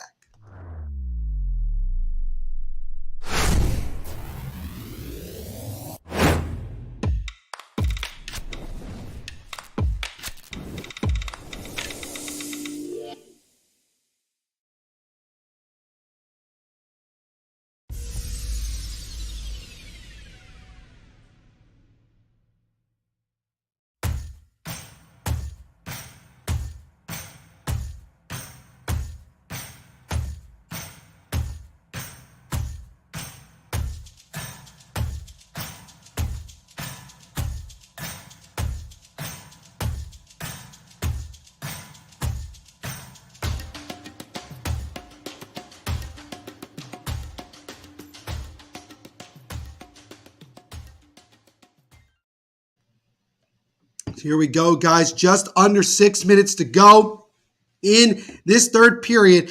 Avalanche with the only goal came way back 2:57 into the period, thanks to a little bit of a lucky play, but a goal nonetheless from Andrew Cogliano. That has been the difference in this period, and it helped the Avalanche tie the game up at 2. Avalanche have yet to have the lead at all in this game, but I'm sure the next goal would be very, very big for them to grab their first lead, and hopefully the only one that they'll need is Palat comes into the zone. Kucherov tries to make a pass in front, but it gets blocked. I'm seeing Kucherov be very, very passive tonight. He's not being as aggressive shooting. Don't know what that's all about. Definitely needs to start taking more shots because he needs to step up here late in this one. Isha's back in the chat. Good to see you again, Isha. We thank you for hanging out with us. He says, go Bolts. Go Bolts, my friend. He's cheering for the Lightning tonight. 5:07 to go here in this one. Crowd on their feet at ML Arena. So try to cheer on their Lightning and try to push them to get this next goal and tie this series up at 2 games apiece. Face-off won by Colorado. CallMeChunLi will play it behind his own net as we've reached the final 5 minutes of this third period here with the game still tied at 2. Stevan Tays dumps it in and wraps it around the boards into the right corner. As now it's Mikko Rantanen. He gets knocked down. Brandon Hagel now will go and get it. On his knees, backhands it to Killorn, who will then backhand it out of the zone. Cirelli trying to get around Makar, but CallMeChunLi takes it away. Makar comes into the zone. He's in the right side. He takes a shot that gets easily blocked by Ryan McDonough. And now Hagel comes up the sits here. Hagel comes in, tries to feed it over to Killorn, but just out of his reach. Had a little bit of a step, but not enough to get the puck on his stick to get a shot there, as Mikko Rantanen will dump it in for Colorado. Lehkonen lost the puck and is taken away by Sergachev. Shots on goal are 32-27 in favor of Tampa Bay. As now Josh Manson with the puck. Manson behind the net has the puck knocked off him, taken away by Comfort, but the pass just comes out of the reach of Landeskog, and he'll have to go back, retreat, and then dump it in. Colorado born, better late than never, my friend, is in the chat. What's going on, man? Good to see you. Don't forget to hit the like on the stream while you're here. It helps out the channel tremendously. He says, shot me. I'm sure you are a nervous wreck right now, but we thank you for spending some of your evening with us here tonight, my friend. As now Ruda gets it over to Kucherov. Ruda with a drive, and that one goes right into the glove of Kemper, and he'll cover with 3:31 to go in the third period. Colorado Born says, I hate being nervous. I don't blame you, man. I don't blame you. It's a lot more difficult when you're a fan of one of these teams because you're going off of you're holding on to every single moment here and, just hoping that your team finds a way to get it done. This is the first time I'm watching my team in the Stanley Cup Finals in my life. All right, fair enough. I understand that feeling. I understand that I was like that in 2012 with the New Jersey Devils. It was kind of like the same thing. You're holding on to every single play, hoping that it's the play that helps your team win. Nathan MacKinnon, 23.17 miles per hour max speed tonight. That's fastest of any skater. So that doesn't surprise me because he's a tremendously fast skater, Nathan MacKinnon is. So now Alex Newhook gets it top of the point over the left side to Devon Tays. Tays stops, takes a wrist shot, it gets blocked, goes behind the net. Sergachev tries to get there, chips it along the boards, taken away by Cogliano. And then Darren Helm gets crunched into the boards. And it looks like the ref says play on there. It doesn't appear to be too dirty, so looks like everything's okay. As now Cogliano keeps it in for Colorado. Now Darren Helm will backhand it in. It's now Bogosian fights along with Cogliano. No penalty.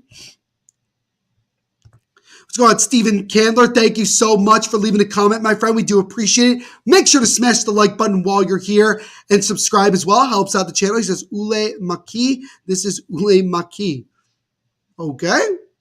Archduke says, remember when the Blues won the Cup in 2019? Was super tired. I mean, super anxious. Again, don't blame you when it's your team. As now comes in, sharp angle try by Killorn, goes wide. It actually goes all the way back down into the Tampa zone, where McDonough will go and back and play it. Hedman now will backhand around over to Killorn with 2:15 to go in the third. As now Cirelli tries to get the puck, loses it, comes back out to center ice. Steven says, can you shout out old Maki? I said it several times. Maki, I have no idea what you're referring to, Steven. So that puck is chipped into the left corner. Hedman now backhands it over to Ruda. As now Kucherov gets it. It hits off the boards, and Stamkos backhands it in with 1:48 to go in the third. Andre Palat, he's behind the net with Kadri. Kadri takes away for Colorado, gets it over to Landeskog, who one-handed back out to center ice before Sergachev backhands it right back in to the Colorado zone. Cale Makar behind the net now for Colorado. Makar trying to shake off Kucherov. He does. And then Makar will dump it in. 1:25 and ticking to go here in this one.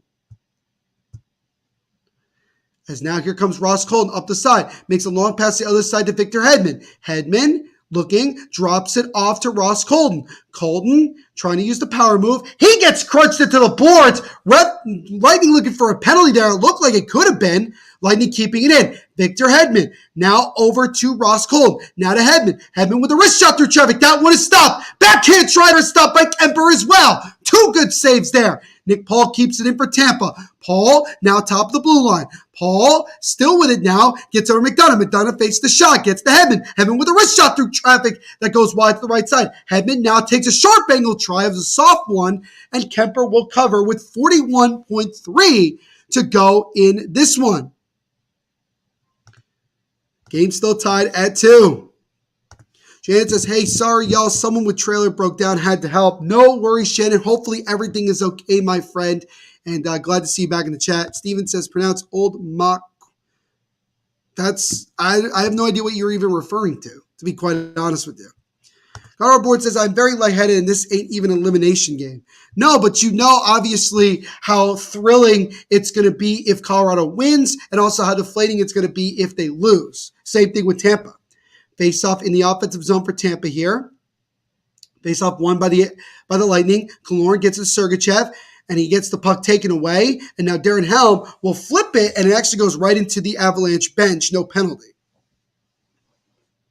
Face-off will be right in front of the Colorado bench with 32.6 to go in the third, and the game tied at 2. Face-off once again will be actually in the Colorado zone here. Looks like the Lightning have their third line on right now. So here we go. Waiting for the face-off here. Puck is dropped. Face-off won cleanly by Colorado. Bowen Byram tries to get out of the zone. Having a little bit of trouble here as he's fighting with Anthony Cirelli. Cirelli and Bowen firing in the right corner. Puck comes popping into the air. Lightning trying to keep it in, but it's taken away eventually by Colorado, and they'll dump it back out to center ice. But then Killorn takes it right back into the zone, but just chips it. 13 seconds to go here. Bowen Byram with the puck. Gives it over, makes a long pass out of the reach. Now McDonough will play it. McDonough makes a long feed just out of the reach of Hagel, and it's going to be an icing here with 4 seconds to go in the third. So the Avalanche will have one last chance to maybe win a faceoff and try to get a shot on goal for maybe an unprecedented buzzer beater goal as the clock expires. Steven says, can you just say, okay, Old Macui is a dope MC. There you go, Steven. Hopefully that made your day, man. All good. Obviously didn't miss shit. Low score expected. Good job, Kemper. Both goaltenders have been good in this one. God, I'm scared that I'm gonna pass out once we reach the elimination game. Just take some breath. It's the face-off won by the Lightning. They'll dump it into the zone. And ladies and gentlemen, for the second time in this final, we will go to overtime as the game is tied at 2 after 60 minutes of play. So, what do you guys think going into the overtime? Who gets the GWG and everything like that? Let me know in the comment section. Arborn says, no, it would be a Jersey hospital. Hopefully you don't have to do that, man. Yono says, yeah, man. Thanks, bro. No worries, Steven. Make sure to leave a like on the stream for me and also subscribe if you haven't already. Really does help out the channel. Colorado Board says, we are 6-1 in overtime. Tampa is 1-1. So obviously, overtime success certainly favors the Avalanche going into this one. But again, as we know, next goal will either have the Avalanche up 3-1 or Tampa will tie the series up at 2 games apiece. But before we get to that, we'll step aside for another moment to get into the word from our sponsors.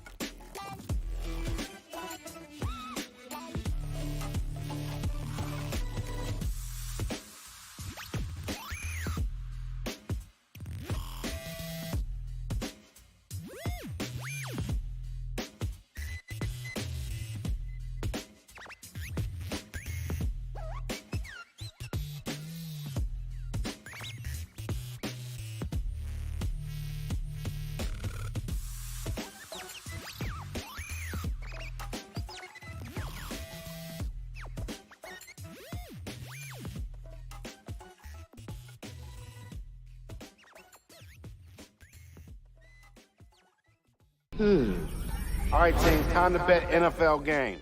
Confidence. I'm feeling a parlay with more legs than a spider. So 9 legs. Roll the dice, baby. Indecision. We pick one home favorite. I abstain. You can't abstain. Boring. 6-leg parlay, 2 home dogs, all hitting the over. Boom!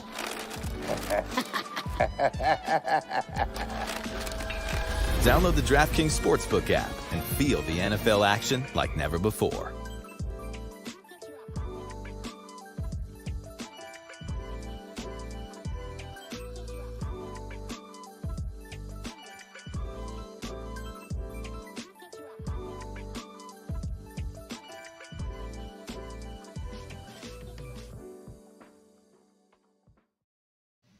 So 3 periods was not enough, as we are now into the overtime intermission report, so to speak, whatever you want to say, because after 60 minutes of play, both teams tied at 2 goals apiece, as Andrew Cogliano had the only goal of the third period, came pretty early into the period, 2:57 in to be exact. He scored on a bounce that tied the game up at 2. And then both teams had some chances, but the goaltenders have been really good in this one. And so now, next goal definitely wins. And again, as I've repeated several times, if Colorado wins, they're up 3-1, going back home to Colorado for Game 5, a chance to close it out there. If Tampa wins, series tied at 2 games apiece, with at least a Game 6 being guaranteed back in Tampa Bay. So now we got some other things here. Let's see here. Steven says, damn, dude, can you say Old Makwi is a dope MC one more time? There you go, Steven. I hope that made your day, my friend. My homie missed it. No, I saw it, and I said it for you, buddy. Hopefully that helps. But make sure to leave a like on the stream and also subscribe if you haven't already. Tampa win in 4 seconds and 47 in 4 minutes and 47.3 seconds in the Back to the Future time machine. Interesting prediction there, Archduke. Jay says, no more suit and tie. Cursed for Avs. We'll see. Avs taking this one in OT. What's going on, Dylan? Good to see you, man. Good to see you, man. Thank you so much for hanging out with us. Hope you're doing well. You already know the drill. Make sure to leave a like on the stream as well as subscribe. You know it helps out the channel tremendously. He's feeling pretty confident that the Avs are going to take this one. So let's see. Let's see. Archduke meant to say 4 minutes and 47.3 seconds. Fair enough. Brandon says Kucherov was close, hit the post. Yeah, he was. He hit that top post. He beat Kemper glove side, but he was an inch too high, and he almost did. He almost scored. All time machines are timed at 47.3 seconds. That's elementary. Interesting. Stephen Candler says definitely well. Thank you, Stephen. Appreciate it, man. Plus 4 minutes, of course.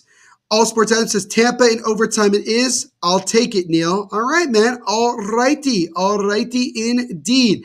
For me, as much as I like, and again, I want this series to go 7. I think that Colorado ends up winning it, and I'm gonna go with Valerie Nichushkin to get the GWG in the first overtime and win this one for Colorado. So give me the Avalanche to win this one and grab the 3-1 lead. That's the way I'm looking at it. Because in many ways, other than the first period, the Lightning have been relatively lucky to be in this game because the Avalanche really dominated the second period and even a good majority of that third period. They had some grade A chances. Late in the period, though, you could say that that Tampa Bay really got themselves going, and maybe that gives them a good amount of momentum going into the overtime period. And I will say this. I fully expect, just like a lot of the overtimes in these playoffs, I expect this to end relatively early, but you never know. You never know what could happen. But I don't expect this to be a long overtime. Although, knowing my luck this year, it probably will have to go more than one. But we shall see. It's going to be fun regardless. So I would say, just judging by what I'm seeing here on the NHL app, I would say that the overtime period will start at around 11:04, 11:05 p.m. Eastern time. So if you want to come back for the third period, you're more than welcome to. But in all honesty, despite the blowouts, which I think, considering how talented offensively both of these teams are, you really could look at these first 4 games, almost now 4 completed games, and say this series has really lived up to the hype. There's a lot of excitement. There's a lot of opportunities for both teams. You really, really love to see it. And I think it's just exciting. And I think for a lot of us that's just hockey fans, maybe not necessarily fans of the teams that are playing, whether it's Tampa or Colorado, you could say this has been entertaining. And I'm fortunate because now the 2 games that I've personally been hosting here of the Cup Finals have gone to overtime. So I've been lucky that I've gotten to see some really, really good hockey between two of the best teams in the NHL going at it for Lord Stanley's Cup. And again, Colorado knows that this is without a doubt the toughest competition that they're facing in the entire playoffs because they've swept 2 of their 3 opponents and now they're in a dogfight trying to go up 3-1. If not, they're going to have to they're going to have to definitely play a game 6. And the nervousness that Colorado could get despite game 5 being at home is that if the series is tied at 2 games apiece, Tampa Bay could very well steal game number 5 on the road in Colorado and then go back here to Tampa for game 6 with a chance to win the cup on their home ice. So there's obviously a lot of pressure from both sides when it comes to just trying to get this one and get the W. So before this overtime begins, guys, as I always ask, let me know in the comment section who you think is going to win and what player is going to get the GWG. I would love to see you guys give me your predictions and see who ends up being right about this one. I finished up my glass of wine for the evening, so I'm expecting again that this be one overtime and we'll go from there. But you never know. You never know. But again, guys, as always, and I don't really know how many more live watch-alongs I'm going to be able to do, for this season. But I just want to say, as I always say, thank you all so much for hanging out with me all the times I've done this since I started back in October when we started the channel. It has grown so much. I've been able to meet so many great people here on these streams and interact with all of you and be here for some great milestones and be able to cover some great games. It's really been a blessing. I'm very lucky and very blessed to be able to do this with you guys. So I thank you from the bottom of my heart for this. And, I'm not saying that this is the last live watch along I'm doing. It probably won't, but I think I just wanted to make sure I say that. Shannon says, please Av. So we know who Shannon is hoping to win. Archduke Ramon says white wine equals Tampa, red wine equals Colorado. Okay, I could see that. So I guess you could say I'm kind of going with Tampa. Although my prediction is that Valeri Nichushkin wins it in overtime for Colorado. So that's the way that I look at it. As one of my friends is actually asking me right now, who do I have winning this one?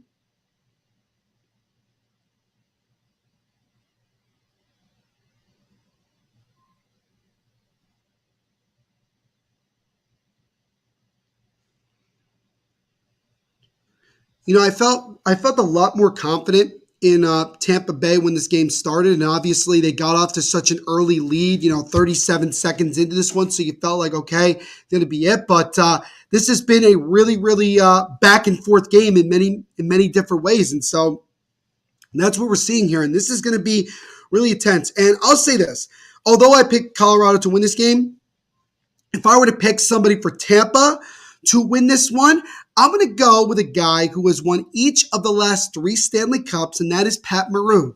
Pat Maroon, every single year in the playoffs, has that one big moment where he comes through. And I think tonight's going to be that night if Tampa wins. So I'm going to go with Pat Maroon to win it for Tampa. So if Colorado wins, I go with Valeri Nichushkin.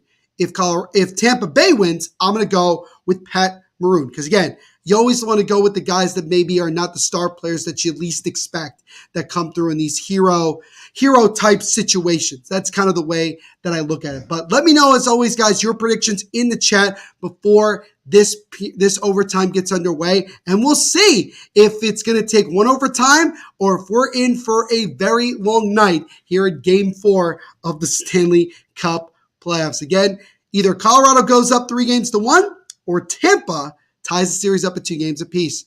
Before the overtime period gets underway, we're going to step aside for another moment to get another word from our sponsors.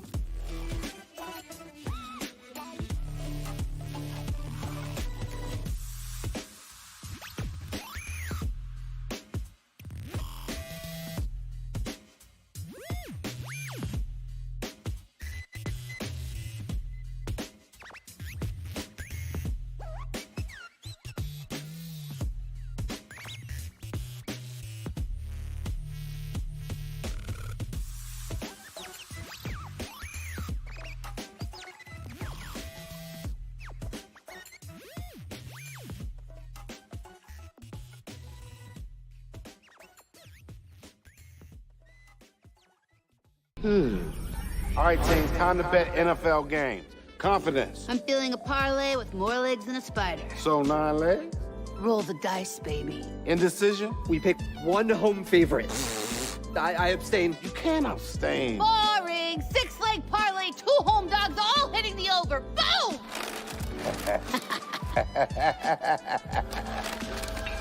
Download the DraftKings Sportsbook app and feel the NFL action like never before.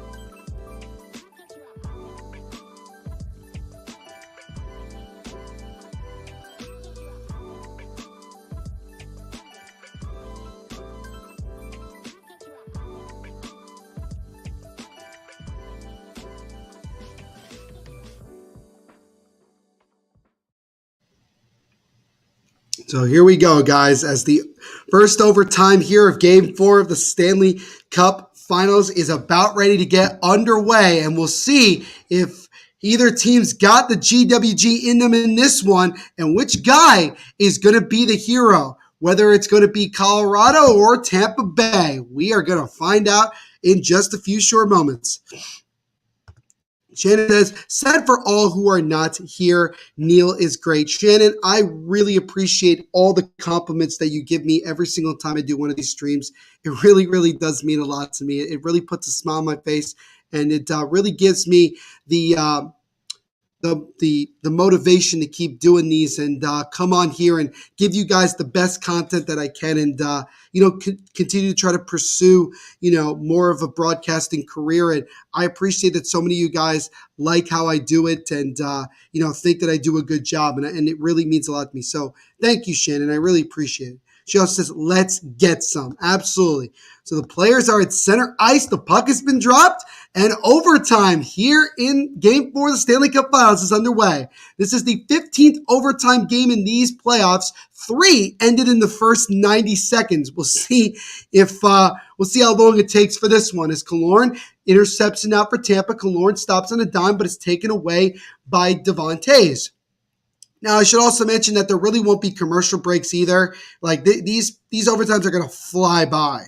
There's going to be very little stoppages in play, like full-on stoppages in play. As now the Lightning come the other way here, as Shannon says, bring it. Love it. It's chipped over into the right side as Erik Johnson trying to fight off Brandon Hagel, and now Makar settles it for Colorado. As now he gets it over to Kadri, chips it over. Here comes Nichushkin. Nichushkin stops, looking for somebody. Gets it to Johnson, who kind of just rifles it into the left corner. Now Lehkonen over to Kadri, feeds it in front of Nichushkin. That one is stopped by Vasilevsky. Oh, I was inches away from being exactly right as Valery Nichushkin with the game on his stick, looking at trying to end it a little more than a minute in. But Vasilevsky makes the save.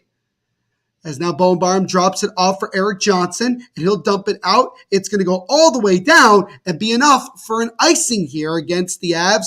1:20 into overtime Face-off be back in the Colorado zone. So Kadri fed it in front of Nichushkin, and it actually got solidly blocked by Ruda, so it came slowly to Vasilevsky, but he still had to make a save regardless. So that was a good save there by Andrei Vasilevsky, who has really been strong in net. I mean, both Kemper and Vasilevsky have really, really played well. Combined, this has been the best game that they've both played. As now Nick Paul comes in. Nick Paul takes a shot, and that one is stopped by Kemper. Nick Paul now chips it over to the right side, gets it to Bogosian, who feeds it in front, and that one gets blocked. Shots are 37-28. Potential breakaway chance for Comfort, but it's just out of the reach. Oh, Comfort would have been off to the races there. But the puck just went past him a little bit too much. Shots are currently 37-28 in favor of Tampa. Here comes O'Connor. O'Connor up the right side, goes behind the net, looking, he backhands it over to JT Compher. Compher now stops, looking for somebody in front. He does feed it in front, it gets blocked, comes out in front again, but it's taken away by Tampa. Bellemare trying to get there, but Josh Manson backhands it over. Archduke says Maroon will score the walk-off goal, so both Ramon and I feel pretty good that if the Lightning score, it's going to be Pat Maroon. Obviously, St. Louis boy for Ramon. Jan says, nice prediction, Arch. It's a solid prediction. I like it. So the ref blows the whistle here. Not sure exactly what for. Sergachev with a nice little push on Manson after the whistle. We saw Nick Paul just moments ago with a good shot. It was actually a relatively difficult save for Kemper, although it didn't look that big of a deal.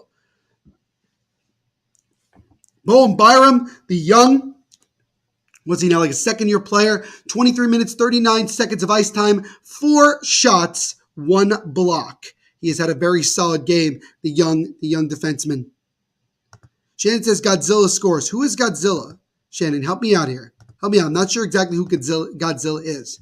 As the Avalanche dump it into the Tampa zone, Hedman chips it over to Maroon. Now back to Hedman, who will backhand it over to Bogosian. Bogosian now up to Riley Nash, but it's taken away by Colorado. Colorado keeps it in. Now it's Sturm. Over to Cogliano. Gets it top of the point to Byram. Now over to Makar. Makar trying to shake off Maroon. Makar stopped on a dime. Takes a wrist shot through traffic, and that one is stopped by Vasilevsky. Bowen Byram now takes it away for a moment, but now the Lightning come the other way. Bellemare off to Maroon, and Maroon will backhand it into the Colorado zone. Shannon says Landeskog. Oh, okay. So you're going with Landeskog to get the GWG. Okay, I didn't know his nickname was Godzilla. Interesting. Now backhand try from a sharp angle is stopped by Vasilevsky. Comes out in front. Lightning trying to chip it out. They can. Now it's a foot race. Killorn trying to get around Manson, but Manson one-hands it away from him. Good opportunity there for Tampa Bay, but a better defensive play there by Josh Manson. Hagel will backhand it out to center ice. So far, it's been mostly in the Colorado zone, as now Rantanen backhanded into the left corner for Landeskog.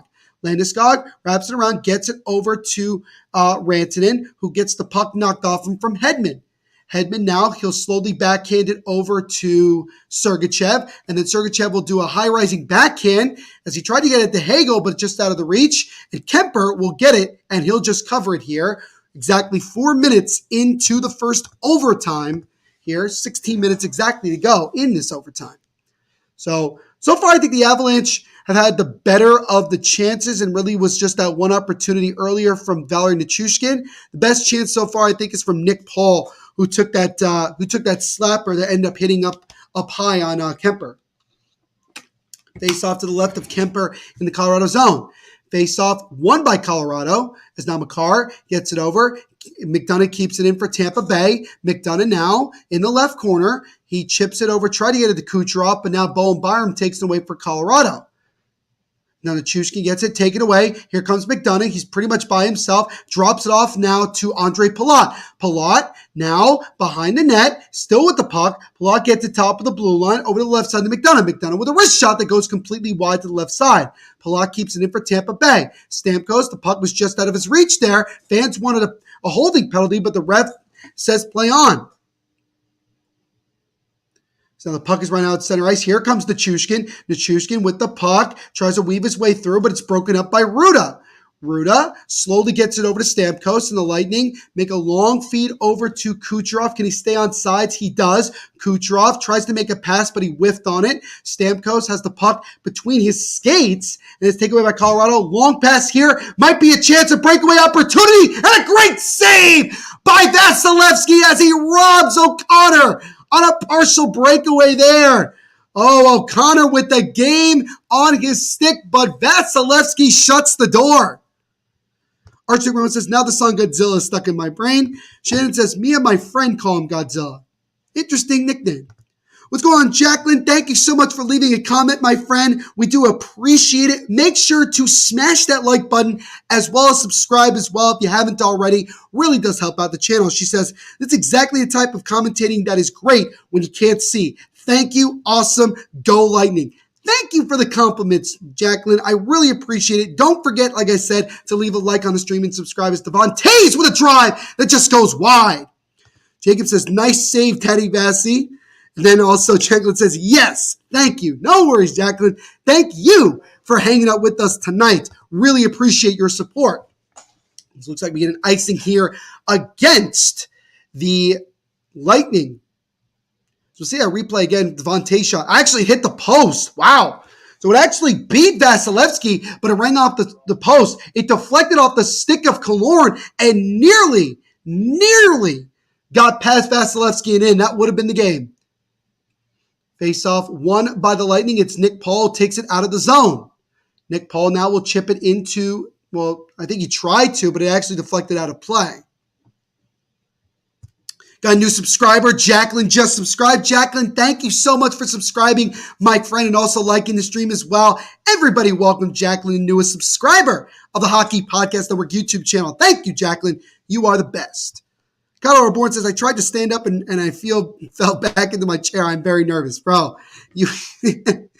man, you're going to feel some type of way regardless of how this game ends. As now Cirelli with the puck.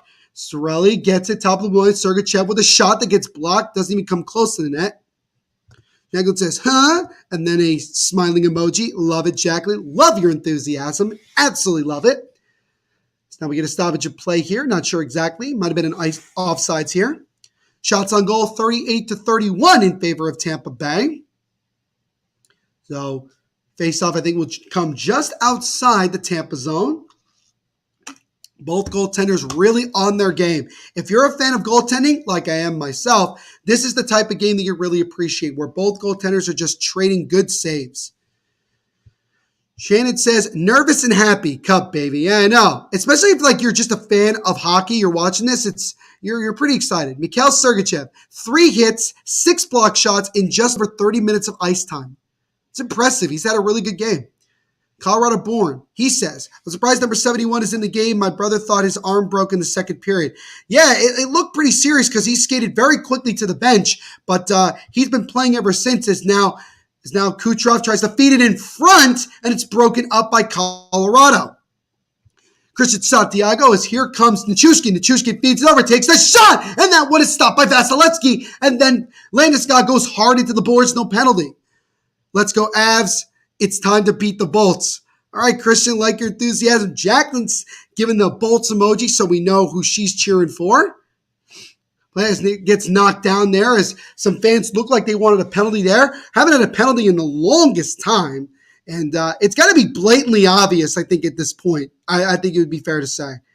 Bogosian now tries to get it out of the zone, and he does that. It's going to go all the way down, and it'll be enough for an icing here against the Lightning. 13-13 to go in the first overtime. Shot 38-32 favor of Tampa Bay. So yeah, last chance there. Nichushkin gave it over. Nice feed to Landeskog, who took the shot. It was a save by Vasilevsky, and then he just went flying. He wasn't tripped or anything. He just went flying into the boards. Looks to be okay, though. Shannon says she's going to have in her pants. Yikes. Colorborn says, who do I want to win? The only reason I would want Colorborn, you're not going to be happy because I say this, but the only reason I would want Tampa to win is simply because I want the series to go 7. I want this to go as far as it possibly can go because it's been a great series so far. Gabriel Landeskog is the captain of the Colorado Avalanche, Christian, to answer your question. Jacqueline says, yay. So she is happy. Love it. Love it. Let's see if she'll be even more happy if Tampa gets the next goal. Both teams, you could see that they're tired and they're just hoping that they get the next one. Jacqueline says, really, with an exclamation point. Love it. Love this enthusiasm from Jacqueline. As now Ryan McDonough gets it. McDonough, he'll dump it into the left corner and let Alex Killorn go get it. He's fighting with Devon Toews. Now Makar goes over and gets it. Makar now gets it over to McKinnon, hits off his skate. As now the Lightning will control. Sergachev gets it, hits off the stick of Hagel and into the zone. And now Kemper will play it behind his own net. Taken away by Hagel. Hagel tries to feed it in front. Killorn now gets the Ruder. Ruder with a shot through traffic. That one gets stopped and blocked. Well, actually got blocked in front. But let's see here. I only want Tampa to lose because I hate when teams go 4 straight cups. That's fair, Colorado born. That's a fair thing. That noob _ Mike, he says, yo, Neil, long time no see. Let's go, Avs. What's going on, Mike? Good to see you again, my friend. It has been a while. Hope you're doing well. Mike, don't forget to smash that like button while you're here. So Eric Johnson keeps it on sides for Colorado. Pat Maroon now gets it and controls it for Tampa Bay. Archie says, a new way to look at the word Avalanche. Absolutely. Grit says, Neil, I thought you wanted the Avs to win. No, I didn't say that I wanted the Avs to win. I said my prediction was that the Avs were going to win. That was my prediction. I said the Avs were going to win in overtime with a goal from Valerie Nichushkin. That doesn't mean that I want them to win. Overtime shots are 5-2 right now in favor of Colorado. Shane says, please not 7, can barely handle this. Oh, if it has to go 7, it has to go 7. But right now, it's definitely going 5.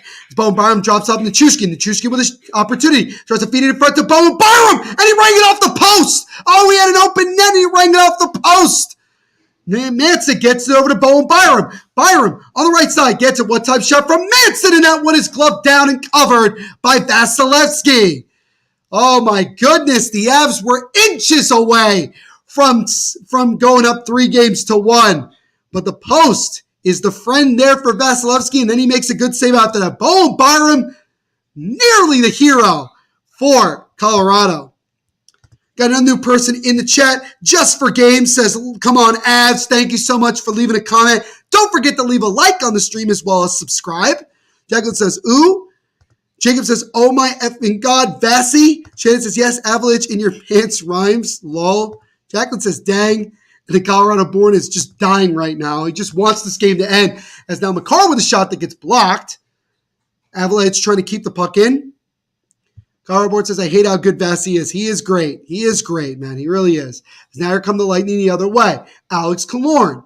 Killorn up the right side. Killorn still with the puck now behind the net. Fighting off Devon Toews. Toews gets the puck away from him, and now McKinnon chips it over to Arturi Lehkonen, who will back in and into the zone. Vasilevsky, he plays it to Brandon Hagel. Hagel will now come up the center of the ice. Hagel now weaves his way through. Hagel with a wrist shot, and that one is stopped by Kemper. Good shot there from Brandon Hagel, looking to try to surprise Kemper, but he makes the save. Here comes McKinnon, weaving his way through defenders. McKinnon, sharp angle try that gets blocked by a stick. Cogliano has the puck roll over his stick. Lightning trying to get it out. They do just that. They just are able to get it out. Christian says, let's go Avs. I hate Tampa Bay Lightning. The Colorado Avalanche is better. As now Manson gets it over to Darren Helm. It went behind him. Helm gets it back. Now he gets it behind the net over to Stern. Helm gets it back. Helm falls down. No penalty. Lightning trying to control. Now Hedman gets it off the boards. Is able to just get it out back out to center ice with 9:51 to go in overtime. Manson comes up the right side. Manson with a sharp angle try hits the side of the net. Manson gets it right back. Backhands it over to Landeskog. Landeskog gets it over to Nichushkin. Nichushkin now in the right faceoff circle. Gets on the left side to Eric Johnson. Johnson with a shot. And that one is gloved and covered by Vasilevsky. Has now give Vasilevsky 33 saves on the night as he stopped 33 of the 35 shots he's faced from Colorado. Jackal said the Avalanche are great, but I live in Tampa. I live in Tampa Bay. So, Jacqueline, hey, you know what? I'm all about supporting the local team. If you're from that area, you got to support the local team, whether they're really good or really bad. By the way, that last shot by Brandon Hagel actually ended up hitting the mask of Darcy Kemper. As They're getting a little bit of a stoppage of play. No commercial break, but really just allowing the ice crew to quickly, do a little quick cut while they have a moment here. Colorado Born says, I hate Tampa because they are so good. That's a good reason to hate them. It's a good when you're a fan of just like sports, you never enjoy seeing a team winning multiple championships. Like, unless it's like certain reasons, you really kind of get annoyed with it, and they immediately become like the villain and you want to see them fall. And that's why a lot of people want Colorado to win so bad, because then they can slay the dragon, so to speak. Jacqueline says, but I am not a Bucks fan. Interesting, Jacqueline. So what are you a fan of? Like, are you a fan of what football team are you a fan of? Shannon says, born in Colorado, lived in Tampa, so come on, love this shit. So Shannon has a little bit of an interesting situation. Jacqueline says, LOL, love it, love it. So shots are currently 39-35 in favor of Tampa. Vasilevsky doing a little bit of stretching here. Both teams have had some chances in this overtime. But this has been great, guys. This has really, really gone the way it was supposed to go. The way it was supposed to go. And this has been a great series so far. And again, the only reason I wanted to go 7 for selfish reasons is because as a hockey fan, you want to just see these great matchups with great teams go at it one by one. Shannon says, fishing in Tampa spoiled me. You probably get some good catch down there. I'm sure you are very, very lucky. Faceoff will be to the right of Andrei Vasilevsky here in the Tampa zone. I am from Connecticut. My dad was a diehard Giants fan. Awesome, Jacqueline. Very, very cool. I'm a Giants fan myself, so that's awesome. Colorado Born says, that's why I love being an Avalanche super fan. Love it. I will always go for the Avs. Sean Snowden, thank you so much for the comment, my friend. We do appreciate it. Don't forget to leave a like on the stream as well. Subscribe. He says, don't like both of these teams a lot, but go Colorado. Don't like both these teams a lot, but go Colorado. All right, Sean. The shot there from Rantanen deflects out of play. Archduke says, born in northern Florida, live in St. Louis. There were no Bolts when I was in Pensacola. Yeah, that was before. That was definitely after your time that you were there. And it says, Andrew's back. He says, OMG, let's go Avs. Let's go Avs. Shannon says, no worries, Sean. Sean says, the only reason I'm cheering for Colorado is because the Leafs got out by Tampa. So I'm going to take a guess, Sean, and say you are a Toronto Maple Leafs fan. And Andrew is indeed back. There's a shot there. Deflects, but it's a good save regardless by Vasilevsky. And now the Lightning control. As now McDonough comes up, and he'll just fire it right behind Darcy Kemper. McCarr will go get it for Colorado as he leaves it for Devon Toews. Now gets it over, and here comes Colorado the other way. Nathan MacKinnon now gets it in for Colorado. MacKinnon up the left side. MacKinnon has a step. He goes behind the net, using the power move. Drops up for Devon Toews. Devon Toews feeds it in front. Now one stop. Rebound try is stopped as well by Vasilevsky.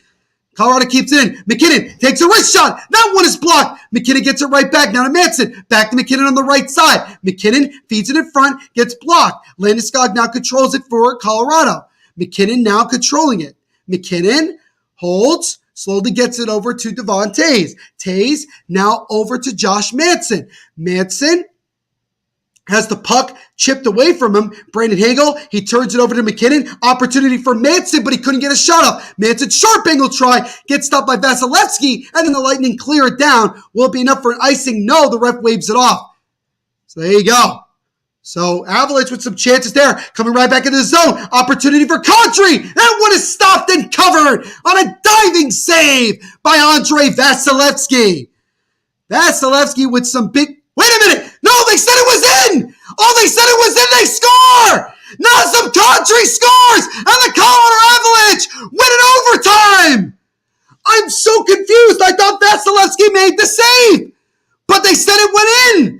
And Nazem Kadri, who returns to the lineup, scores, and the Colorado Avalanche have won the game in overtime and have taken a 3-1 series lead. Oh my goodness, what a weird goal. And it did go in.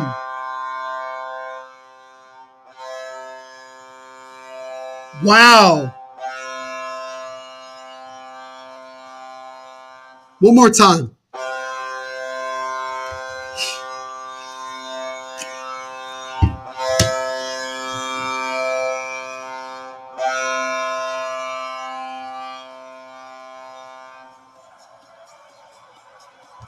Wow, so Nazem Kadri, he went top shelf. It actually beat Vasilevsky, and it stuck up on the top of the net, and it goes in. And the Colorado Avalanche win Game 4 and take a commanding 3-1 lead with Game 5 back in Colorado on Friday, as the Avalanche are now 1 win away from winning the Stanley Cup.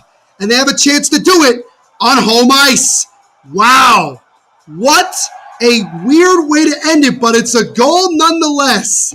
That is a wild one. Nazem Kadri, who returns to the lineup for the first time since Game 3 of the Western Conference Finals, gets the GWG in overtime and sends Colorado back home with a chance to end the finals on home ice and deliver the franchise's second Stanley Cup in their history.